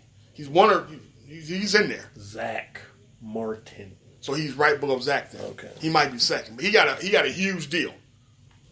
So my thought process was, well, wait. How you giving Derek like $70 million? Uh-huh. You giving Gabe like $25, $30 million. Where's the money for Khalil? Right. Because you know that's coming. Then you go into this offseason, right? I'm like, all right, this is where they're going to get the deal. Sign him to an extension, ease the cap hit, all this shit. They go out and gave Jordy Nelson $7 million. They went out and gave a bunch of motherfuckers some money. Old motherfuckers. Didn't Jordy retire? Jordy Nelson plays for the Raiders. Damn, somebody just retired that. I'm thinking about the other white dude, Decker. Oh, Eric. Yeah, I'm thinking about Decker. Jordy saw that 7 and came running to the Raiders. Yeah, boss. I'll be your Huckleberry. You know what I'm saying? I'm in here. Let me get this little bag. Real quick. I might be on my last leg. Right. So, where's the money coming from for Khalil? Then you get into a bit of a bidding war because now the agents are trying to, agent for Khalil Mack and agent for Aaron Donald are trying to see who's going to sign first. I thought that was the same guy. No. No? No. Oh. No. I thought they had the same agent. No, I'd have fired that man. You can't be with me and him, nigga. I'm trying to be the highest paid motherfucker. So now we're trying to see who's going to sign first. Because who's going to want more money than the other guy? Right? The Raiders claim they made Khalil an offer. And Gruden admitted that offer was nothing compared to what the Bears offered. Which means you lowballed him, nigga. Right. Y'all tried to lowball him. Right. He was like, get that shit the fuck out of here. Right. And then y'all got stuck. Then once Aaron, I knew they was getting rid of Khalil once Aaron signed. When I saw 88 guaranteed, so ain't no fucking way to keep Khalil Mack. Now, I will admit, I was also one of those people who was questioning who should get paid more. Right. I was leaning Aaron until I got reminded that Khalil made All-Pro at 2 different positions. That's some rarefied shit. That's some rare shit, yeah. Then I got upset as a Steeler fan, like, see, we can just trade Bell for that nigga and sign him. I'm trying to get this nigga to Pittsburgh now. And I don't even watch the game no more. But I need this nigga Pittsburgh, you know what I'm saying? Right. That's the nigga we need right there. Right. Get him and young Watt out there. Young Watt, man, please, you can't tell me shit. I ain't worried about Artie. I ain't worried about You can keep Mike Mitchell bum ass back there if you want to. It ain't gonna fucking matter. Oh, man. Come on, man. Yeah. Hold on, man. Let me get off my Nirvana thing. He ain't in Pittsburgh. We with the Bears. But all I saw, no bullshit, I saw Mack, Watt, Hayward, and Tuitt. And I was like, nigga, please. Ain't nobody safe. But it didn't happen because them niggas are stupid. Right. Tomlin, I keep holler at him, but so that's when I knew they were in trouble. So I knew a trade was coming. I just didn't know where. Because there was no way they were giving him $88 million. Then here at the Bears gave Khalil 90. Shit. Nigga, what was it? 7-year deal for 141? Yep. Come on, man. And so them niggas, they just fucked it off. And now, Gruden, and this is how I know Gruden's comment did it. They asked Khalil during his press conference, what did you want? He said, I just wanted to be wanted. That's fucked you. There you go, Raider Nation. There you go, Raider Nation, right there. Your motherfucking head coach is an idiot. Saboteur. And a lot of people trying to put this shit on. And then Gruden came out and basically threw Reggie under the bus. Yeah, he did. I didn't have anything to do with it. It was all Reggie, motherfucker, you make $100 million. Everybody knows you calling the shots, man. Stop it. That was all you. Just come out and say, I didn't want to give a defensive player or a defensive end quarterback money. I wanted to allocate those funds to other parts of the team. Right. And you got 2 first-round draft picks back for him, which is cool. But it's only cool if you got a competent motherfucker to make the picks. You said something interesting in our chat the other day. You said you believed that the Raiders would use one of those picks for a quarterback. I said it's possible. If Carr goes out this year and with a stinker like last year, because he stunk last year. If he goes out this year and that offense with Gruden, the guru, and all that old bullshit, and stinks again, absolutely. If it came down to that, let's say the Bears stunk or the Raiders stunk to their own first-round pick, and the quarterback is the best value, you know Gruden's history. How many quarterbacks have you seen this motherfucker draft? I'll answer the question for you. Hell of. Yeah. He's always took a quarterback. And what I just learned today, and I said that without even knowing the cap situation and the contract situation for Derek Carr. Apparently, after this year, they can get out from under that contract. Really? Absolutely. They'll take a $7 million cap hit. They can get out from under that contract and send that motherfucker packing. So you mean to tell me with 2 first-round picks next year, if Carr puts out a stinker, and it's a top-flight motherfucking quarterback out there, and the Raiders are there, that Gruden won't even think about it, knowing his history. After this season. This season we're in right now. After this season right now. If Carr goes out and plays like he played last year, where he stunk, we call him spade to spade. That motherfucker stunk. You're right. Gruden didn't draft Carr. That's not his guy. Right. We always know head coach wants to bring in his guy. Right. Not his guy. I can get out from under that contract, which saves me cap room, and I have 2 first-round picks, and the quarterback is right there in my lap. That I can groom, that's my guy, and save me some cap room. Now Derek's contract is over. That gives me even more money to re-sign Cooper if I want to do that. Because now his deal's about to be up. Right. So absolutely. But I think I'm not saying they will, but I think there's a good chance if all that kind of shit falls in line, that Gruden looks real hard at that. Yeah, but you got too many. I'm not going to call them short shots, but the defensive prospects for this year, they have 2 first-round picks. They have their own and the Bears. That's facts. You're right. So I can move up and down this motherfucker if I want to. I say because I honestly believe I can trade Derek Carr to one of you motherfuckers. Let's say the quarterback pool is shallow. Right. I ain't really feeling this cat no more. I got the top 3 pick. I could probably, if the quarterback's there, you talk about calling a spade. You're replacing Khalil Mack in this year's draft. Man, fuck them. The replacement is coming out this year. It's either Ed Oliver and Nick Bosa alone are 1 and 2, in my opinion. Absolutely. Yeah. I mean, you should replace Khalil Mack. Right. We should be able to, right? You absolutely should. And I posted that on Facebook. I said the Raiders are taking Nick Bosa with one of those picks. But let's be honest. Well, also it depends on where they pick, because the Raiders have a decent season, and the Bears may have a decent season with that fucking defense now. Yeah. Roquan Smith, and Khalil Mack. and Mack, and the DN they had last year. Yeah, I forgot to do that. Floyd, yeah. where the fuck his name is? That's Leonard, whatever. Yeah, that's a problem. Yeah. That could be a fucking problem. With Vic Fangio running the defense, that motherfucker bringing pressure from everywhere. Yeah. Listen, man. You still got a young Mitch Trubisky back there. You got a young Mitch. You got a good running game. And no proven wide receivers. Allen Robinson bounced back. Yeah.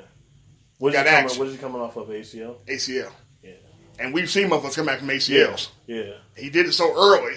He didn't play 8 games last year. Right. So, yeah, man. I mean, so the Bears shit may be low, too. Yeah, but there's. I mean, I don't think the Bears make the playoffs just because that division's too hard. You got to be Aaron and Minnesota. I don't see it happening. Right. But you never fucking know. You never know. A good deep look how Minnesota got carried by that defense for a minute. Yeah. So it's possible. You play to win. It's very possible. But yeah, man, I can see it happening. Is it a long shot? I can absolutely admit it's definitely a fucking long shot. Yeah. But my issue is you moved a potential Hall of Fame player. Let's keep it real. That's what he was. He was a potential, barring injury, he's gonna get you 10 sacks a year. Yep. Easy. He'll do that shit without getting sacked the first 4 games. Right. And still end up with 10. So you're getting rid of a potential Hall of Fame player. And you get back some picks. Which would be dope if you were a motherfucker who was good with picks. Right. Gruden's history in the draft is complete fucking trash. He hasn't hit on shit in the draft. Man.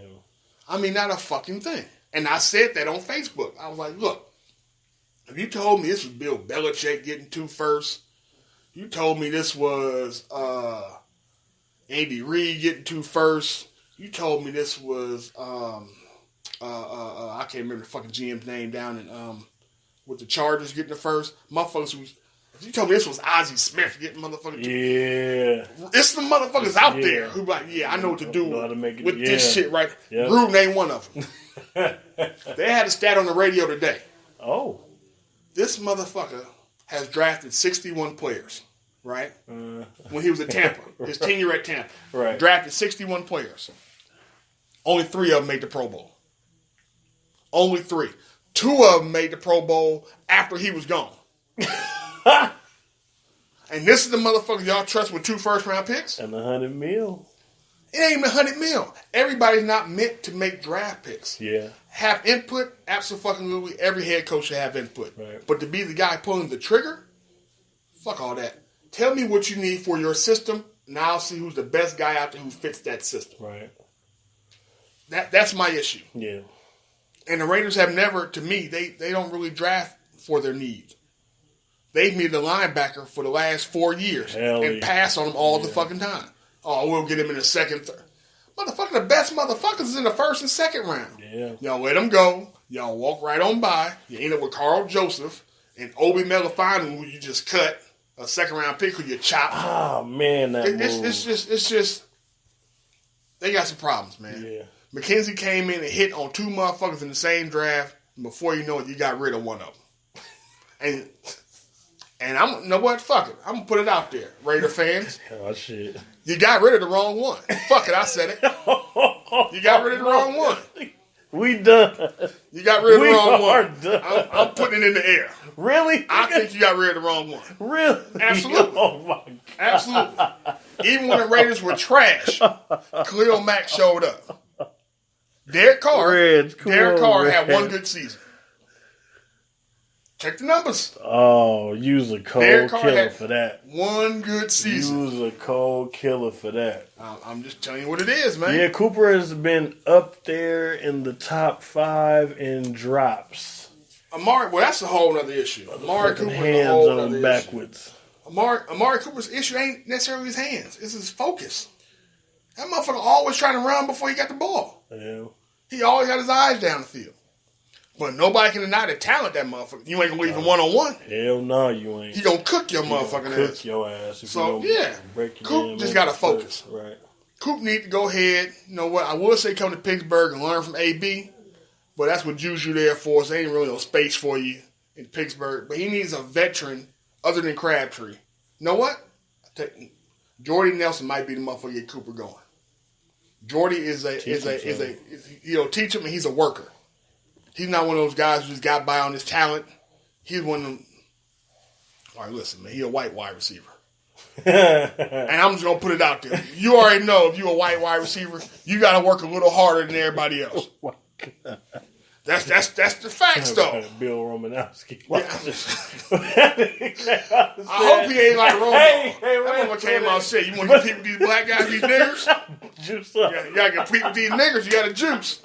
Nah, I'm hoping he ain't like that. Hey, but there's no secret that most skill positions in the NFL go to the faster black wide receiver. That's because we're in abundance. When it comes to NFL, white guys are the minorities, and black guys are, you know what I'm saying, the majority. Big ass facts. That's just reality of the numbers.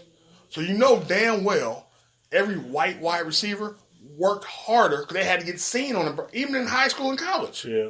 In order to get seen, I had to outwork some guys because of the perception. Right. That perception is starting to diminish a little bit because the perception always was that white wide receivers were just possession guys. They didn't have the speed. Right. They were good route runners and that kind of shit. Unless you was Ed McCaffrey. Ed was seen that way too. Rod Smith, you get all the deep balls. Ed was getting his head knocked off when Elway was sitting his ass across the middle. Ed was getting crushed. So that was always a perception that they always had to fight.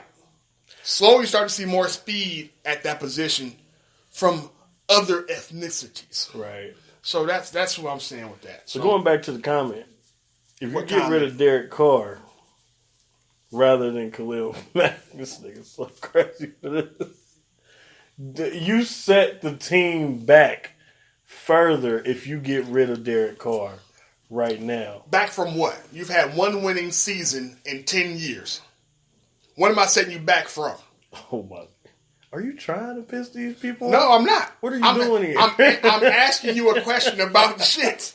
You said it. I'm asking you a question. Yeah, but I'm just saying they're 6. Y'all say 6 years. So one winning season in 6 years, right? Right. So what am I actually setting you back from? What am I setting you back from? The rebuilding process. You are now fucking up the rebuilding process. We are still rebuilding. Man, come on, man. But you're one less key piece away. Are you? Hell yeah. Come sure? on, dude. Carr is on. You sure? Are you sure? I'm just asking. Are you sure? I'm sure. Are you sure? I'm sure. Okay. I don't know what kind of tirade you on today. I'm not on tirade at all, man. Damn. I'm asking a question. You know I'm critical with certain shit. Right. Are you sure? Yes. I'm Are you ready for the rebuttal? Come on with it, nigga. Come on with it. Case Keenum. I would drop this motherfucking water, but I don't have the top on it. Now I want to clean up the mess. I'm hella done. I'm finished. If you build a dominant defense, you get away with having an average to mediocre quarterback for a lot longer. Wow. Didn't Tennessee just make the playoffs with Mariota? Yep. Alex Smith. Hear that, Kyle? Made the playoffs with Mariota. That nigga's Alex Smith with a pineapple. I'm not about to keep letting you do that. You know why ain't Alex Smith? You got Case Keenum, made the playoffs, Minnesota. What they lean on? The defense. Yeah, facts. Mariota. Average, don't turn the ball over. Just be cool how you be cool. Game manager. Alex Smith. Throw a deep ball 5 times a game. Granted, it's usually caught by Tyreek. Yeah. Even before then, though, when they was making the playoffs, what was he doing? He was checking it down, had a dominant run game. Yeah. You tell him you can't put a game manager or a guy who's decent behind that fucking offensive line they got and build that defense and still not make the playoffs? In the AFC West? Come on. Denver's on the downslide. KC just got rid of Alex Smith, who took him to the playoffs, for a guy who will come in and throw that motherfucker to anybody. He'll throw it deep, though, so you got to keep your head on the swivel. Pat got a motherfucking arm. Yeah, but he'll also hit the safety right between the numbers. So really, the major threat you have, right, is the Chargers, right? Because they got everything you need in San Diego, in LA, the other LA. God. LA East or wherever the fuck them niggas are. But they're about to go through a rebuilding phase. Yeah, because they're about to have to replace Rivers. Rivers is about to disappear. Yeah. So if I build my defense, if I go defense and run game, a.k.a. Jacksonville with fucking Blake Bortles. Yeah. You know what? I might as well drop the mic. Blake Bortles, that's it. What else? Blake Bortles is average to a bum. And you have a dominant defense and a run game. I tried, Raider Nation, but that's you can win with that. It's proven you can win with that in the league. Is all I'm saying. Those is facts. Yeah, those are facts. So I put it to you like this: Derek Carr, Khalil Mack, right? Mm-hmm. Which one of those guys do you think hits the Hall of Fame first? Shit. Easy answer, right? Yeah, it's Khalil Mack. Right. So why the fuck is he going to Derek still there?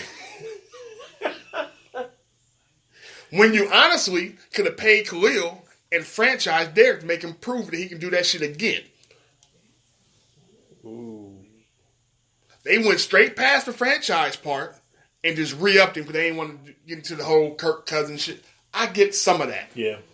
But you paid him. Look at the season he just had for you. If I franchise you and you have that kind of season he had last year, I can now come in with a very nice low ball offer to you. Right. Nigga, you stunk. So what we're going to do is we're going to take that 70 guarantee and drop it to probably 50. Because you ain't really, maybe even 60 because we like you. Right. You're a nice church-going fella. You're positive. You're a decent leader. I'll give you 60. Somewhat. But you ain't in the 70. And I'll tell you what we'll do. I'll give you this deal. And if you hit these certain escalators, we'll rip this motherfucker up and come see you again. By that time, I got Khalil signed. Yeah. I still got my offensive line. I can still hit Gabe up. Yep. I still hit Khalil up. Build that fucking defense properly. Yeah. You'll win with defense faster in the league than you will with offense. Right. You got to stop somebody at some point. The defense was trash. Set back now, but the defense was trash last year, the year before, the year before, the year before, the year before, the year before. When's the last time that defense was good? Shit, I thought they was good 2 years ago. No. When they thought they was on the crash course with Dallas and for the bowl. 2 years ago. Yeah, when Dak and Zeke's rookie year. The Raiders balled that year. Offensively. Okay. Offensively, before Del Rio let his fucking OC walk like an idiot, they were top 10 offense. Yeah. They were still middle of the road defense. They were like 18 or 19. But Khalil Mack was wrecking shop. Yeah. Like he did. The motherfucker takes 2 to 3 people to block him.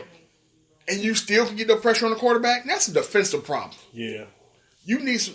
Look, man, like I said, Drew fucked that up. And they got rid of the wrong motherfucker. All right, man. They got rid of the wrong motherfucker. Let's get off of that. Shit. What else we got for the NFL right now, man? Teddy Bridgewater got traded to the Saints for a 3rd round pick. I'm going to keep it a buck with them, too. Saint fans, y'all got fleeced. What? Y'all got... He signed a 1-year, $1 million contract. Right? Uh-huh. And you gave up a 3rd round pick for a guy you got to re-sign? Ooh, yeah. Is Drew leaving after this season that nobody knows about? I think he signed like a 2-year extension, 2-3-year extension. Yeah, he signed a 2-year extension. Okay, so how much are you signing Teddy B for? If you're smart, you try to re-sign him motherfucker right now. Right. If he's smart, you don't take that. And Drew, I just wouldn't give up. My problem is the compensation, not a 3rd. You tell me it's a 4th or a lower, I can roll with that.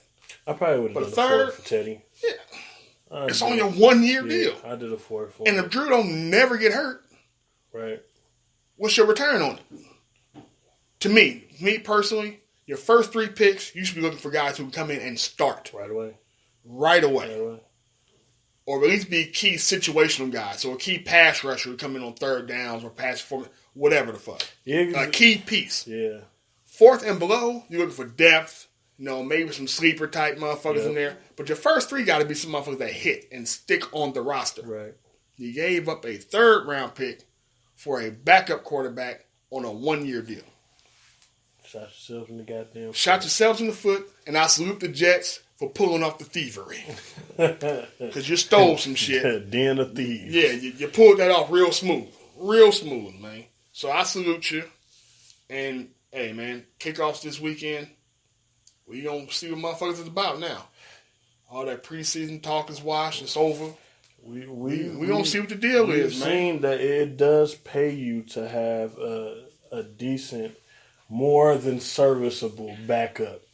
Yeah, you gotta have one. Yeah. I understood the trade for him. I just didn't understand giving up a 3rd for him. Right. So I got that. I understood trading the want for him. But, because clearly you saw them back up bums in preseason like these niggas ain't going to do it. Yeah. Raiders did the same shit. My motherfucking stomach hurts every time our backup even. Yeah, y'all backup is trash too. Jesus Christ. But nobody has a solid not I'm not going to say nobody. Not too many teams have a solid backup. Right. If you do have a solid backup, he probably used to be the starter. You start a rookie instead. Yeah. Like the Jets are with Darnold starting. Cleveland. That kind of shit. Yeah. Those type of motherfuckers. There ain't too many other teams that got like a real quality backup quarterback. Raiders tried to get one when I got AJ McCarron. What do you think about that move? He's decent. Yeah. I was just laughing at the fact they cut Connor Cook after jumping up in the draft to go get that motherfucker. Like he was the next one. I loved it. I know you did. They jumped in front of Dallas. And Dallas had no interest in that. Like, I don't want this nigga. I loved it. Fuck out of here. I loved it because it was Dak the whole damn time. Yeah, that's right. Yep. You should have just went after Dak. Right. But whatever. But Steelers did the same thing. Cut Landry Jones, kept Dobbs, and Mason Rudolph. Yeah. I wouldn't have personally kept Dobbs. Who was a baller in Oklahoma State? Rudolph. He's going to be a baller in the league he's just a rookie. Yeah. You ain't going to play over Ben, no way. No. So ain't no point in rushing you. Right. But I can't cut you. I got to carry 3 because if I drop you, you're going to get snatched up. So I can't try to waive you and put you on a practice squad because nigga, you ain't going to last through waivers. He's built for that offense. Yeah. He just got to learn the game.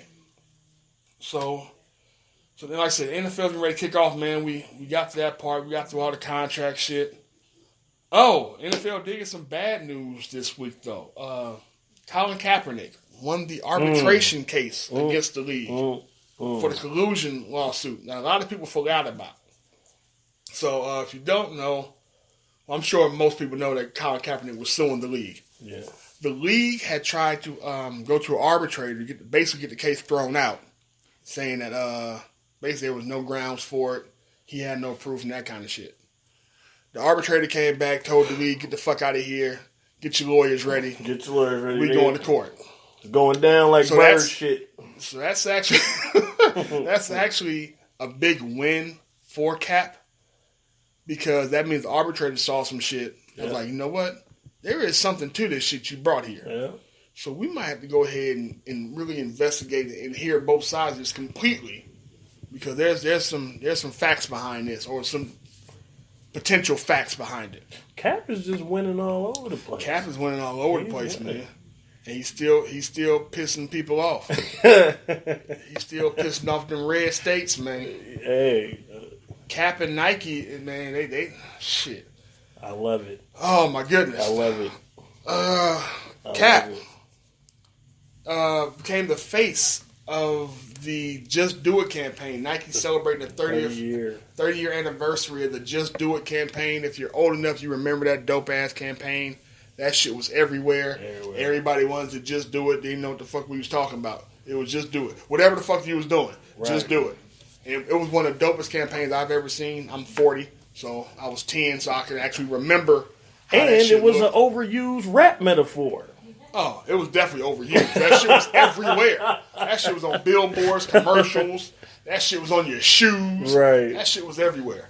So, so Nike decided to put Cap as the face of this new ad campaign, along with giving Cap a contract for apparel, shoes, fucking logo likeness, all that kind of shit. And motherfucking red states and pro-patriotic, come on, man, just fake motherfuckers. Go ahead and say it. All y'all just got mad. White people. Yeah, them too. There's a lot of you faux patriots out there that were pissed off that Cap got this deal. Listen, man, a motherfucker burnt his feet. Yeah. To prove this motherfucker. So people went to social media. No, first of all, let me say this before I get to the story. Before I finish up. I'm going to put this disclaimer out there real quick. You old motherfuckers, stop taking y'all old asses on social media to show your outrage. You guys are worse than some of these fucking kids. You can have all the outrage you want, but we don't need to see that shit videotaped. No, we don't. I don't need to see you burning them fucking 10-year-old Nikes you had. Niggas burning the old school mesh. Exactly. Like, come on, y'all burning motherfucking 2012 edition of whatever the fuck y'all was rocking anyway. Some Nike Cortez. And guess what, geniuses? You already paid for it. Nike don't really give a fuck what you do with it after that. Right. So you burnt up some shit you owned. Congratulations. You don't ever want to buy Nike again. That's fine. Nobody gives a fuck but you. So, one genius decided, I'm going to burn up my shoes. I'm going to stand united against Nike. And burnt his motherfucking shoes up with his feet still in them. This is a grown-ass man. He had to be at least 60.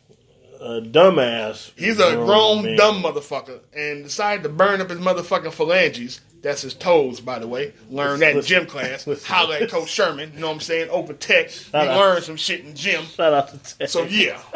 So, he burnt up his motherfucking phalanges. and still posted it. Like, why did you burn yourself? Right? On camera. And still upload. I didn't understand that. Ain't nobody gonna know that shit. Yeah, you gotta tuck that one away. Delete. Well, I fucked this one up. I'm gonna delete this shit while I'm in the ambulance trying to get my fucking feet tended to. Ain't nobody gonna see this shit. Now you just online looking like an old ass dummy. Fucking dummy. Look here, the fucking outrage. I was disgusted and entertained all at the same time. Yeah. Because in a lot of ways, your outrage, in a lot of ways, I hate to be the bearer of bad news to a lot of y'all, your outrage came off as racism. Yeah. You're only mad because it's Kaepernick who they used, so you don't like him because he kneeled for the flag that your ass don't even pay attention to during the game. Didn't have nothing to do with nothing. So you mad that they decided, okay, we'll use Cap. had your little outrage, brought you some of y'all hoods was showing. Some of your hoods was showing, man. Yeah. So I was outraged at that. I was disgusted by that. I would say I wasn't really outraged. I mean, at some point, racist people gonna be racist. That's just what they do. Listen, Reg. Did you know Nike makes motherfucking hijabs? Yes, I did know that because I saw that article a while ago when they started talking about doing it. They have a lot of Muslim athletes, a lot of female Muslim athletes. That is they some of making the hijabs. dopest shit ever. Hey, let me tell you something. A hijab with a swoosh. Yeah, it look that motherfucker dope was as sweet. Fuck. So yeah, but you motherfuckers wasn't complaining about that. No, nobody knew about it. It wasn't an ad campaign for it. I don't give a good You literally, I don't think on the initial launch of it, you had to order them. I don't think they were in stores like that. You had to order them kind of, I don't want to say custom, but you had to get it from their website. I still like it. Who gives a fuck? It's fly. I still like it. Yeah. It's fly. I'm going to go to motherfucking, I'm going to go to Dubai and get one for the missus, nigga. Like, this is what we wearing. Cover your hair. Throw the motherfucking Nike hijab on and we rock it. It's a big ass hijab. It is a big, I mean, hey man, look. It is what it is. She's smart. That's why her head's so big. It's all good. Big ass head too, but it's cool. Hey man, let's hope the brain matches and you're all good. Right. But yeah, man, so my question now, so you're going to burn your Nikes up? Are you going to burn your Converse up too? Because they own them too. Yeah. White people are not burning up no Chuck Taylors. That's their go-to. That's their number one thing. Right. They not fucking with you. Got damn toes sticking up in front of the motherfucker. They still putting man. So the outrage with that shit was funny. Like I say, it was disgusting at the same time. But I decided I'm gonna go ahead and laugh at y'all, especially after the motherfucker burnt his feet up. He made my soul feel better. I just figured, that was karma. I ain't never seen leather burn that fast. Burn right through that nigga shits. What a fucking idiot. He had them dad Nikes on too. What a fucking dummy. He had the motherfucking them aisle 12s. Yeah. Shopping them. Big club for the ass Nikes. But yeah, man, so y'all you're outraged and all that. I'm gonna be honest with you. We don't really give a fuck. So we don't. Now I'm actually, you know what? I will tell y'all this. Since it didn't happen, I'm gonna go ahead and throw this nugget out there. I was keeping this to myself for a minute. I'm kind of mad that the outrage didn't work. I'm going to tell you why. My plan was, I told this to the Tiff last night. I said, look, they about to piss off a lot of white people with this shit, right? I'm hoping that the stock drops so that I can buy some, buy low, you know what I'm saying, and sell high later on. Right. That shit dropped maybe 3 points and shot right the fuck back up. So, y'all didn't even do shit. Well, there goes that. Y'all couldn't help a brother out on any level. So, that's extra fuck y'all, because y'all didn't help me out on my plot and scheme to do some shit. But you were good comic relief. You guys were the joke of the fucking night. I will give y'all that. Great comic so I do relief. appreciate that, especially dude with the burnt ass toes. That shit was hella funny. And what the fuck did he think was going to happen? Let me tell you something, man. Do you think he was thinking? God damn, he was so busy trying to stand tall with his brethren. We gonna boycott Nike. Like, come on, man, but throw them shits in a box and burn nigger on there. Stupid ass, left wide noses in them and burn breathing them. all the white man's air. Man, look. Breathing all the white man's air. That shit was hilarious. Come on, so I appreciate y'all for that. I know it's not all white people. These are just jokes. Don't take it too personally. But if it is you, don't. Fuck you. If it's not you, we fucks with y'all. Don't worry about it. Right. You good. You good with me. We know it takes us all to overcome this bullshit. Right. So I understand what it really is. Any other sports news? Other than, the Nike shit kind of this. Matter of fact, you know what? We have a segment we call Question of the Week.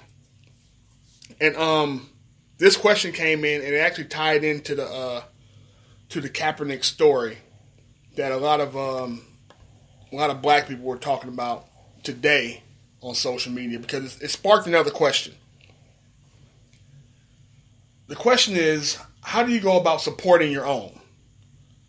And what sparked that was the the amount of venom that came out towards Kaepernick, a lot of black folks, you know what I'm saying, armed themselves, not literally. Not literally. Nobody went out and got the strap. But armed themselves in defense of Cap. And it sparked that same conversation that really started 2 years ago when he first took the knee. Yeah.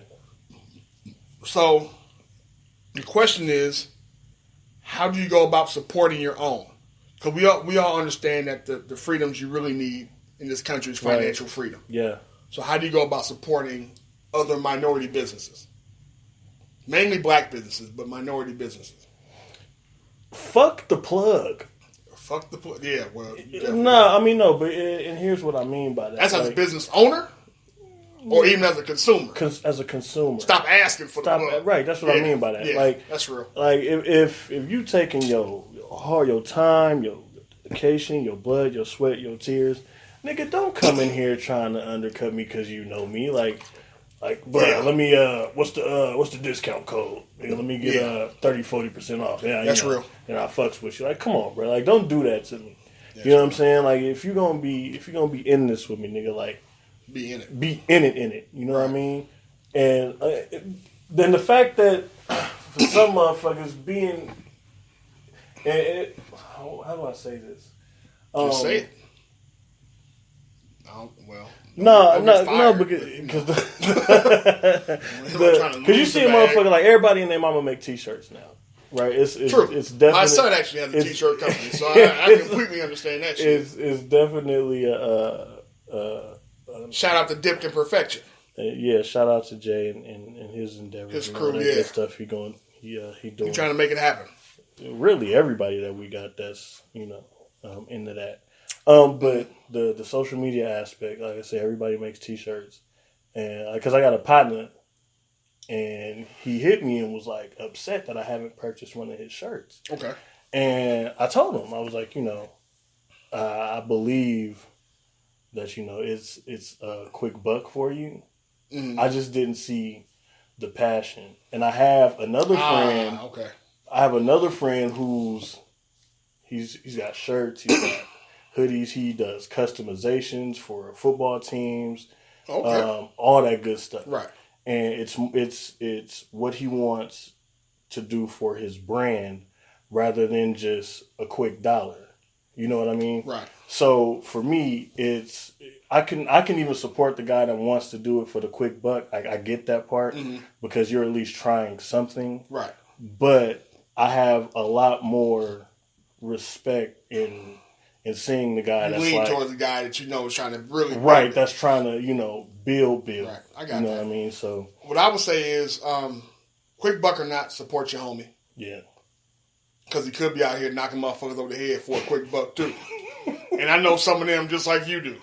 So let's keep motherfucker out the jail and off motherfuckers' helmets. Free my nigga such and such. Yeah, exactly. He ain't do it. Guilty as fuck. But he doing 8. Yeah, he guilty as fuck. No, but support the quick buck, homie, because it actually may turn into something for him if he starts seeing revenue on the other end of it. A lot of motherfuckers, let's be honest, a lot of us didn't go to school for business. Right. So we basically just jumped into the water and trying to figure out how to swim while we in that motherfucker. It's like the movement versus the moment, though. You know what I mean? Very true. And very true. I don't know. I'm weird about stuff like that. No, I get it. I am. You want to see the passion behind the project and all that kind of stuff. I guess my like I was saying, my only thing is sometimes passion develops when they realize what it can turn into. Right. So I've seen that. Right. Especially if they're young. Youngsters will always try, I got this idea, but if it doesn't turn into something quickly, because they're young, they figure it's not going to work. They try to move on to something else. They don't understand the grind to build it. Right. It's like the conversation we had, talent versus skill. Yeah.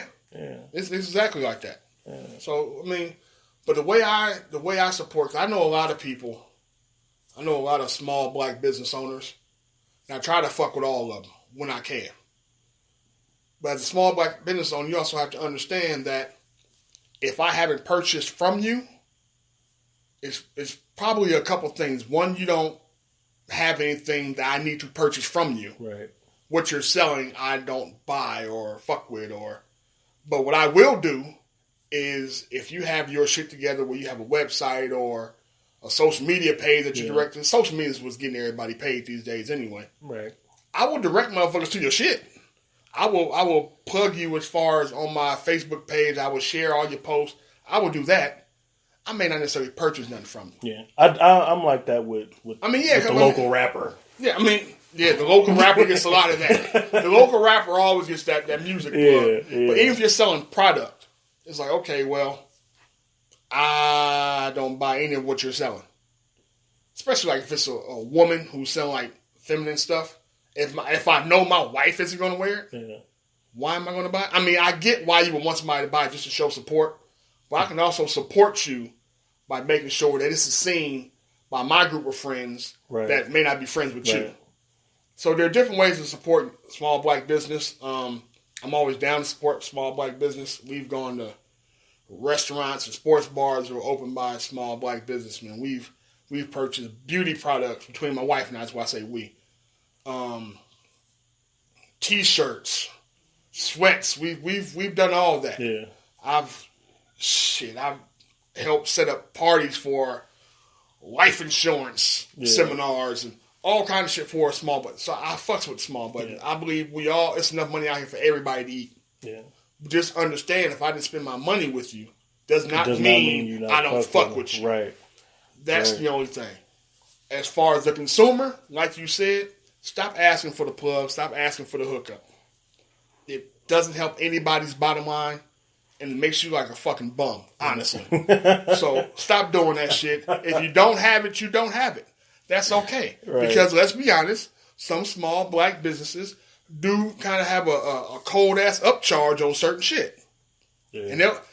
Small black, stop throwing that guilt shit out there too. To all you business owners. Don't tell me, oh nigga, you'll buy a $40 shirt from Nike, but you won't buy a $40 shirt from me. Yeah. Fam, can we at least have the same quality of material? Right. Can we at least have that? Can I at least have the screen print that's not fucked off? And the fucked off shit that you may have, that's why Nike has an outlet.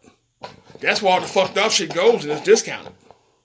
Let's work on our business acumen. Let's work on our customer service. Let's work on our talent.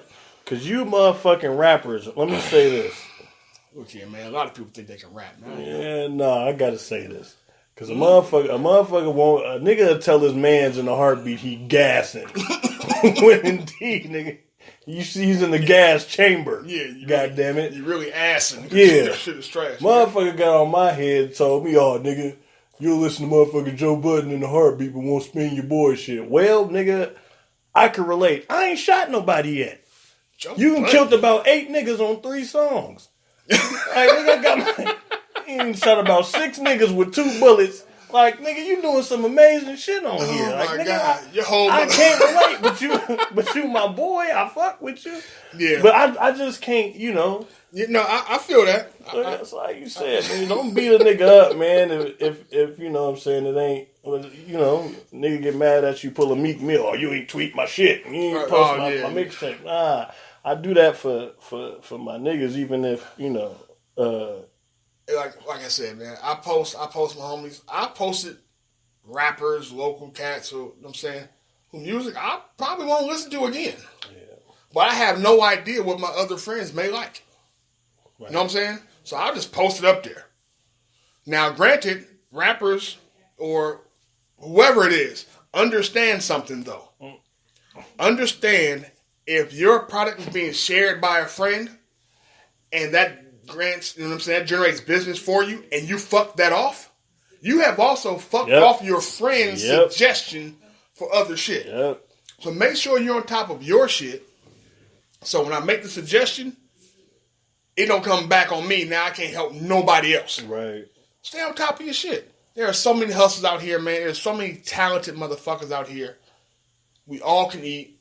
We all just got to focus on what we're trying to do and get to that shit. Right. Don't get it mistaken. We love to see y'all doing. Man, hell yeah. Doing what y'all hell doing. Yeah. We love to see you putting it together.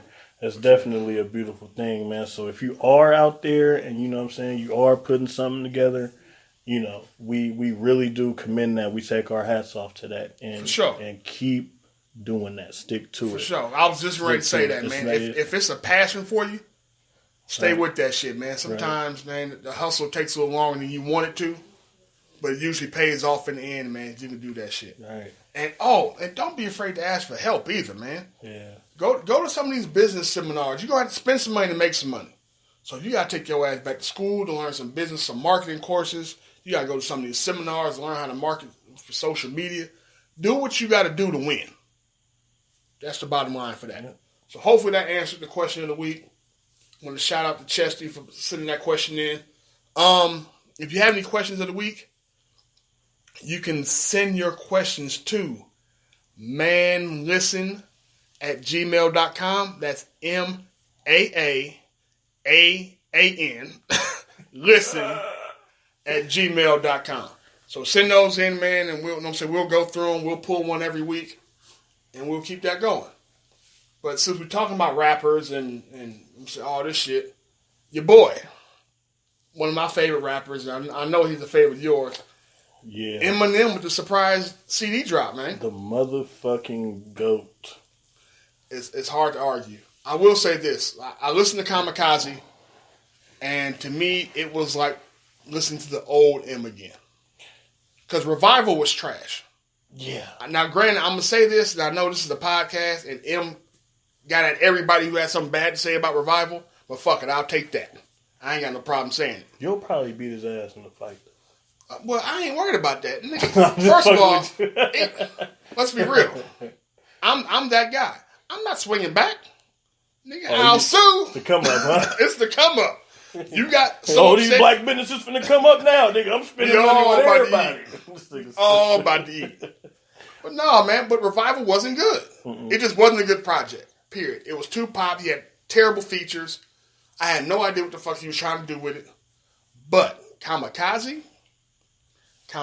got at a lot. He dissed a lot of motherfuckers. Yeah. Drake, Joe Budden, Charlemagne, Machine Gun Kelly, a bunch of other motherfuckers. Yeah. He dissed everybody who had something bad to say about Revival. Right. Basically. And that shit was fire. About my shit. That shit was fire. What I liked about it was the production was actually something, like the beats were something that I could listen to in my car. Man, I was thinking the same shit. You didn't have that in previous Eminem. Finally had production value for the car. Yep. A lot of rappers underestimate that value. Yes. You may have a nice beat, but motherfuckers want something, especially in the urban community, want some shit they can put in the whip, crank that motherfucker up, and just smash down the block. Yep. So everybody know you got some TNs in the trunk.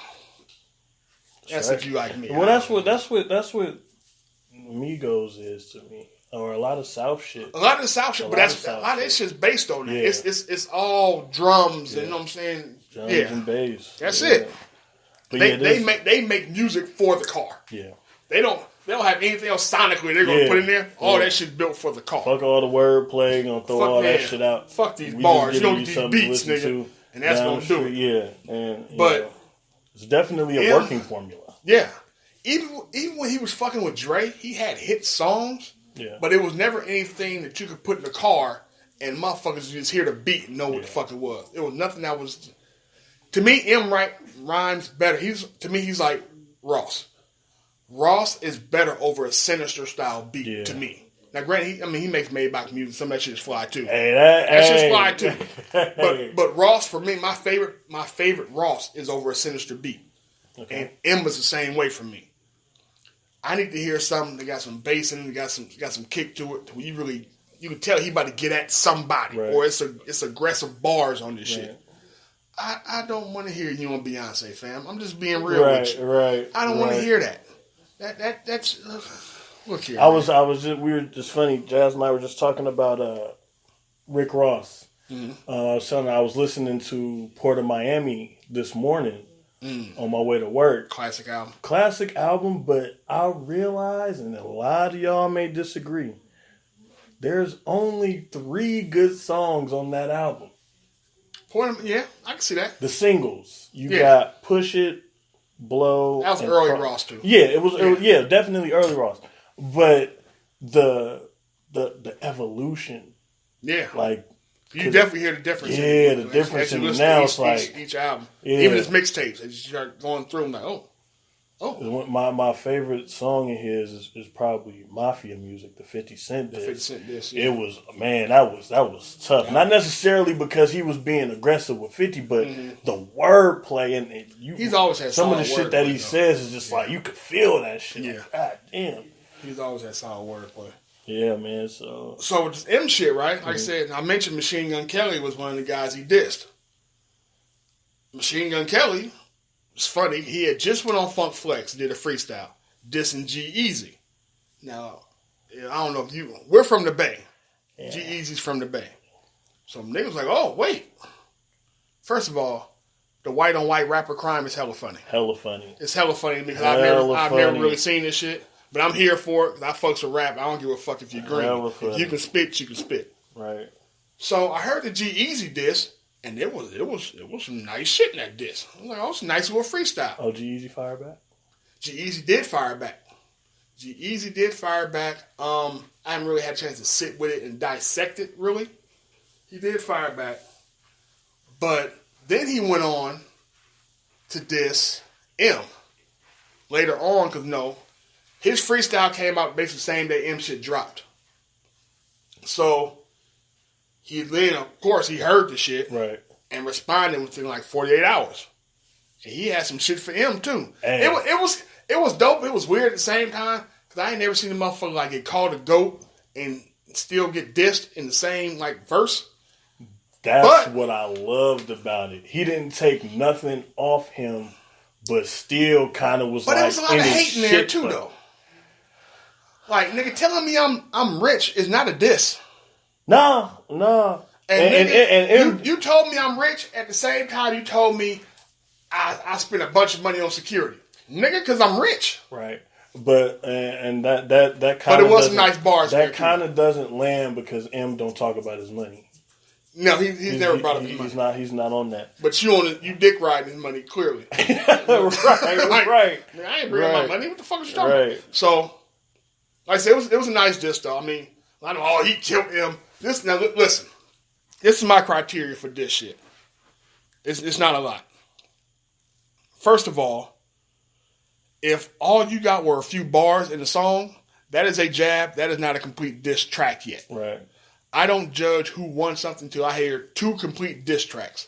Like, Kelly's response to that was a complete track just at M. Right. That same song that M dissed Kelly on, he talked about a bunch of other niggas too. Yeah. So you just got a few bars. You got a taste. So I ain't judging it yet. To judge a whole fucking 3-minute song compared to just a few bars, it don't work with me. I don't think that's gonna work out too well for Kelly though. It probably won't.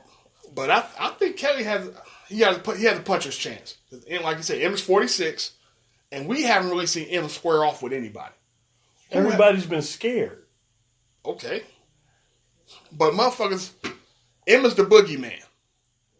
Kelly is finally going at the boogeyman. But to be real, M has it from a lot of hype. He's always been a little crazy little white dude who had bars. And he comes from the battle rap scene. I get that part too. So I'm not saying Kelly's going. I think M may wash him. But I'm saying Kelly has a puncher's chance because M hasn't battled anybody. It's hard when a motherfucker's scared of you. Not really. I mean, the most he's gonna get is someone's best effort on a feature track. In my opinion, I think because with rap is just like boxing. Styles make fights. Styles make good fights. Yeah. And but see, that's the thing. I don't care if it's good. If your diss track is dope, that's all I give a fuck about. I don't give a fuck the response. So like we said, so what is it? Is it information or is it the bars? For me, you gotta have a combination of both. Yeah, to me, you gotta have a combination of both. I'm not big on that information. You have to but you have to be able to put the information out in a clever way with a bars fire. That's what, like, for example, Push's diss to Drake, right? Mm-hmm. There really wasn't a lot of bar quality shit in there. It was just hella information. Right. But it was so fucking cold, you had to be like taken aback by it, like, oh shit. Yeah. So that swayed it.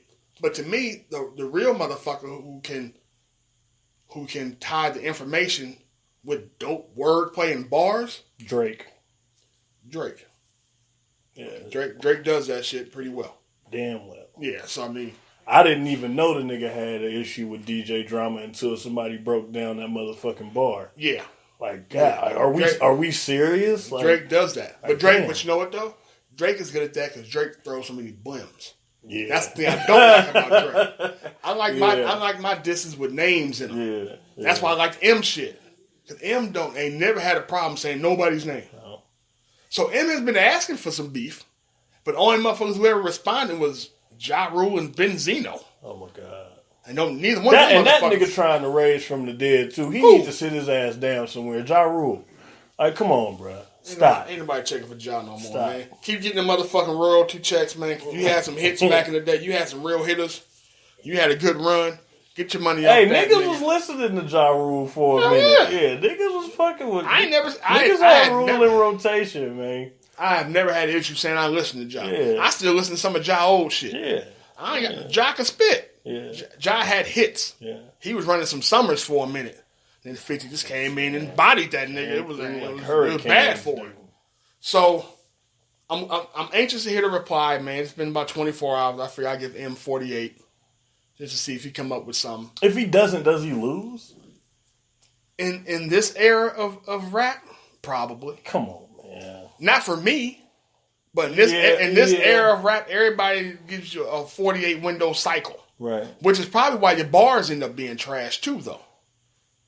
Because now it's a rush project. You ain't really had no real thoughtful shit. Right. Or, I mean, we'll see though. I hate to keep going back to this, man, but Meek Mill never stood a fucking chance. Yeah, he did. No, he did not. Meek stood a chance, dog. You tripping. No, he didn't. You are tripping, man. No, he never stood a chance with Drake. He stood a chance. I ain't say he was going to win. I don't think he was going to get washed. I think he was going to have some nice bars in there. He probably still take the L, but he'll have memorable bars in there. The problem, like I said, is his timing. He had terrible timing trying to start something. He doesn't have good bars. Meek? Meek Mill does not have good bars. You are tripping, man. That nigga Joe Budden said, "You not about to Audemars me to death," and that was some of the realest shit, nigga, that I've ever heard. It is. Rolly, shoes, bitches, clothes. Come on, man. No, see, that's not bars. You're talking about content. Well, whatever. He doesn't have bars. That nigga stinks. You heard one Meek Mill song, you heard them all. Cadence and shit wise, I get that. But no, you know what though? But let's not get started real, on the fucking cadence. Let's be real. The cadence never changes. Wait, no, it doesn't. Let's be real though. Meek, woke Meek is dope. He's a lot doper. Than intro Meek. Not just intro. He got some other. He got stay woke, nigga. He got some other shit. But now let me stop. But that Meek though, that Meek is dope. Meek got a couple shits. He do. Meek got some hits, man. Not my cup of tea. But he got. I get it. He got a couple shits. I get it. But no, I had a motherfucker tell me, I would have rather dropped this nigga off the top of a building, telling me that nigga was better than Kendrick Lamar. And granted, Meek was? Yeah. Now, remember when I had that post on Facebook? Nigga, you need to die. Nigga, for that, first of all. I don't really wish death on motherfuckers, but that shit right there was just stupid. Just wish his musical ear that was just fucking stupid. Yeah, that's rough to hear. Well, come on, man. That is rough to hear. So, you know what? Let me ask you this then. We're going to get off this list for just a hot second. When it comes to rappers, right? Mm-hmm. Who do you think people are scared to battle? Kendrick Lamar. Okay, that's one. I think there's a genuine fear for Eminem, Kendrick Lamar, and as odd as it because motherfucker's been at his neck. Ross and The Game. Well, I think the issue with the Game is the Game may really shoot you. So you gotta worry about that shit with the Game. He may really pull up and bust a cap. Did you see that footage of that nigga fighting on that hoop court? He'll square up with you if nothing else. Look, Game has footage of fighting on the hoop court. Game also had footage of knocking the nigga out while he held the phone and punched the nigga with the other hand. But it was also rumored that there was a gun pointed at that same nigga while he was recording. Hey, wasn't on the camera? Come on, man. Riz, don't do that. I'm not saying it's not true. I'm not saying it's not true. But like you said, it's a rumor. I don't know. Right. All I know, he slapped a nigga with the hand. But I've also heard the Game get knocked out too. So, whatever. But that don't matter. What I'm saying is, the Game is battle tested, so a lot of motherfuckers don't want to battle Game. Right? Yeah. Kendrick, I'm with you on Kendrick. A lot of motherfuckers is nervous about Kendrick. But I think there's one name you left off of there. I think a lot of motherfuckers really don't want to smoke with. Who? J. Cole. Facts. I don't think nobody wants to smoke with J. Cole. Because that motherfucker will hit you however you want. J. Cole will hit you with a diss and make you feel bad about yourself. Right.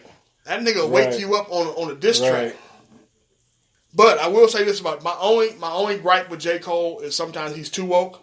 Yeah. He fucked off that Miguel song. He fucked that song off. Because that was a complete romantic get it in song. You start talking about Kaepernick kneeling. Like, wait a minute, fam. I don't know if I'm supposed to go ahead and finish this up, or am I supposed to go out here and put my black shit on and march on the Capitol? I don't know what the fuck I'm supposed to do. Right. Now you know what I'm saying, marching to City Hall with a hard dick, because I don't know which one I was supposed to do, finish up. So yeah, man. So other than that, though, I fucks with J. Cole. I think those are the rappers I think a lot of my... So I agree with you, Liz. Like I said, I just add J. Cole to it. Yeah. We may come back and do some real in-depth shit next week with that shit. Yeah. We can go all day about it. We pretty much at the end of this. Let's see, what else we got on this list? Cardi B is ordering hits on all Offset side bitches. I found that shit hilarious. Listen. You hoes better watch who the fuck y'all fucking with. Listen. Because Cardi's out here and she trill as fuck. Yeah, that's... So watch yourselves with that shit. I don't want to spend a lot of time on this because to me, some of it was disrespectful, but some of it was also funny. The Queen of Soul, Aretha Franklin's Homegoing. That shit was 4 hours long, fam. 6, I'm sorry. 6 hours long. And, was there an intermission? Like, a nigga go get snacks? Man, when they showed that lady with her head tilted back. Sleep. Hey, her motherfucking mouth was wide open. The captain said, man, y'all gotta hurry up. People's sugar dropping in this. Man, I couldn't believe that shit. What? Wait a minute. You got... You know what? But I told Tiff that morning. I said, it's gonna be some shenanigans. You've already had Aretha out here going through costume changes and shit. She had changed her dress like who the fuck keeps changing her clothes? Yes, man. They had whole costumes. I'm not saying at the home, but before they had reported she changed clothes, fam. And they was crossing their feet on purpose. You know what I'm saying? It was some whole other shit. Come on, man. That's worse than the nigga that was trying to have his body set up playing the PlayStation. Hey, and that's at his least damn that shit was dead original. Body. Come on, bro. Spooky as fuck. I ain't going to fuck with it, but it was original. Yeah, baby. When I'm dead, put my phone in my hand, make my head tilt down like I'm texting. I'm texting your ass from the grave. Man, fuck that. Nah. Let me die. You had that wild shit. You had the inappropriate ass looks that Ariana Grande got. You had the inappropriate ass Reverend Cotton Fields on the side. Nasty ass old niggas. What the fuck, bud? Nasty ass old. That shit turned into a spectacle. You know why? Because that shit was 6 hours long. Yeah. That shit was way too long. Clinton in there horny. The Reverend dude in there horny. Ariana came in that short fucking dress. And you knew what you was doing. And she got eye fucked all the way to the podium and through the song. You knew what you was doing. Like, come on, man. You knew what you was doing. You niggas knew you was on camera, too. Yeah. Like, what the fuck? But I wasn't surprised at Bill, though. Nigga went and put his arm around her like, yeah. He put his arm around her and was rubbing the side of her titty. Fam, what is you doing? These are some blessings right here. Good. Then he was hella out of line. Oh, man, I saw her name and thought she was on the menu of Taco Bell. Like, nigga, come on, bud. We are at a motherfucking funeral here. This is not your stand-up career, my G. If you don't get your ass up out of here. Listen, man. So, yeah, man. Let me tell you, while we talking about funerals, this probably ain't got nothing to do with it, but I have gone to a wrong funeral before. A wrong? Not the wrong funeral, but a wrong. The wrong funeral, I'm sorry. Wait, what? Yeah, so this is what happened when you go do shit with motherfuckers. So I'm in there with my former family. And Okay. these motherfuckers, we walk up to the casket. This motherfucker go ahead of me. She said, "Oh, it's the wrong dude." Hey, and you know how motherfuckers walk past the casket and they touch the body or something? Oh my god, nigga! I did what it is. I pulled my phone out and walked right by the body. Like, wait a minute, what? Damn, that's cold. Nigga, wait a minute, man. Wait a minute. There was no like big ass picture of the person or nothing. Man, no. But the funeral that we were supposed to be at ran after this one, but it's two. They both dudes. So y'all the motherfuckers show up early but late to the wrong funeral. Yeah, but them motherfuckers was trying to get there and get out, not realizing we was early, and that motherfucker seen the dude and was like, "Oh shit, it's the wrong nigga." Like, what the fuck is this, man? Nigga, look, I tipped out like a motherfucker. Like, I see motherfuckers walking to the wrong movie theater. Nah, nigga, we walked in the wrong motherfucking funeral. Yeah, the wrong goddamn funeral. Oh my goodness, man. On that note, we getting the fuck out of here with that. Salutes and birds. We got birds and salutes and birds.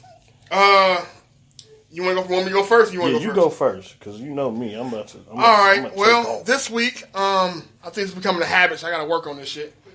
But I'm doing another bird this week. I you know what I'm saying? It won't go to my co-host this week. Word. It won't go to Mike for that shit he did with Power last week. And I'm still fucking with y'all if y'all ain't got cable. But it is about Power. Let me tell y'all something. Let me be clear. Angela Valdez is the worst motherfucking lawyer on the face of the planet. Oh my God. The fucking worst ever.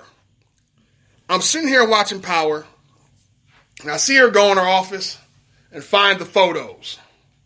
The first thing I tell my wife, it's a plant. Don't nobody know about the CI. Why would they leave photos of them talking to the CI in your office? It's a fucking setup. The first thing this dumb dickmatized ass broad go do, run straight to Ghost. Oh, you got a snitch in your camp. Now, a lot of y'all will say, well, oh, she a ride or die. She could just die, fam. She could just die. We was trying to get her ass out of here last season anyway. Ain't nobody gonna bring up how Ghost is a sucker for still fucking with the broad that got him locked up. We just ignoring that part. You know we turn that. Ain't no other cheek to that, man.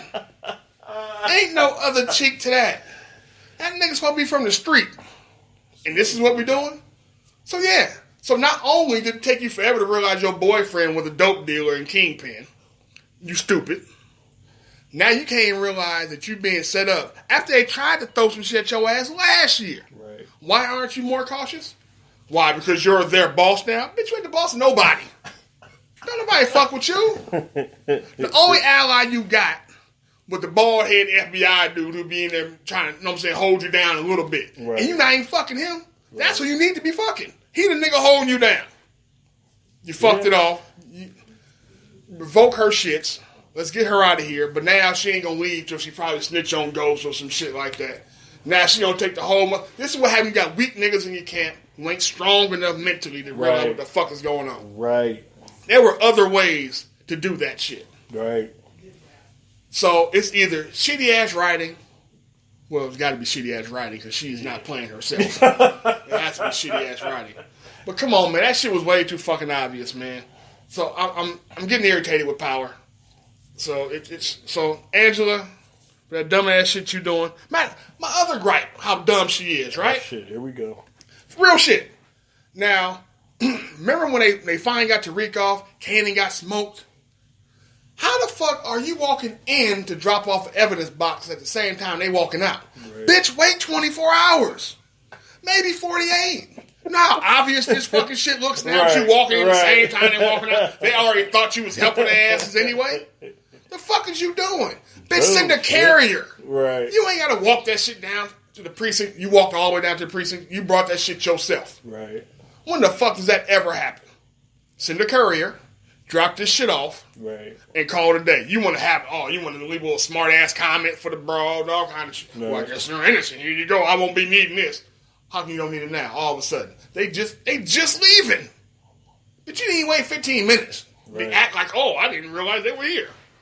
Stupid, man. So the writing suspect, man, y'all starting to irritate my fucking soul with it. Well, so let's just go ahead and knock Angela's ass off. Season finale is this Saturday. Season finale's coming, and if I had my way, we can get rid of the problem. Tommy just go snuff her, case closed. She can't snitch on nobody, she dead. Dang. Straight up. Dang. We've been trying to get her out of here anyway when she was doing the crooked shit, because we like our dope dealers like Ghost. Right.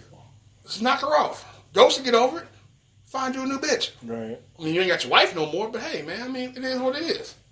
And I still think the other lawyer, Silver, is the coldest nigga on the show. Hey, man, that nigga... Coldest nigga on the show. Yeah. Meet me at the house. Swing by.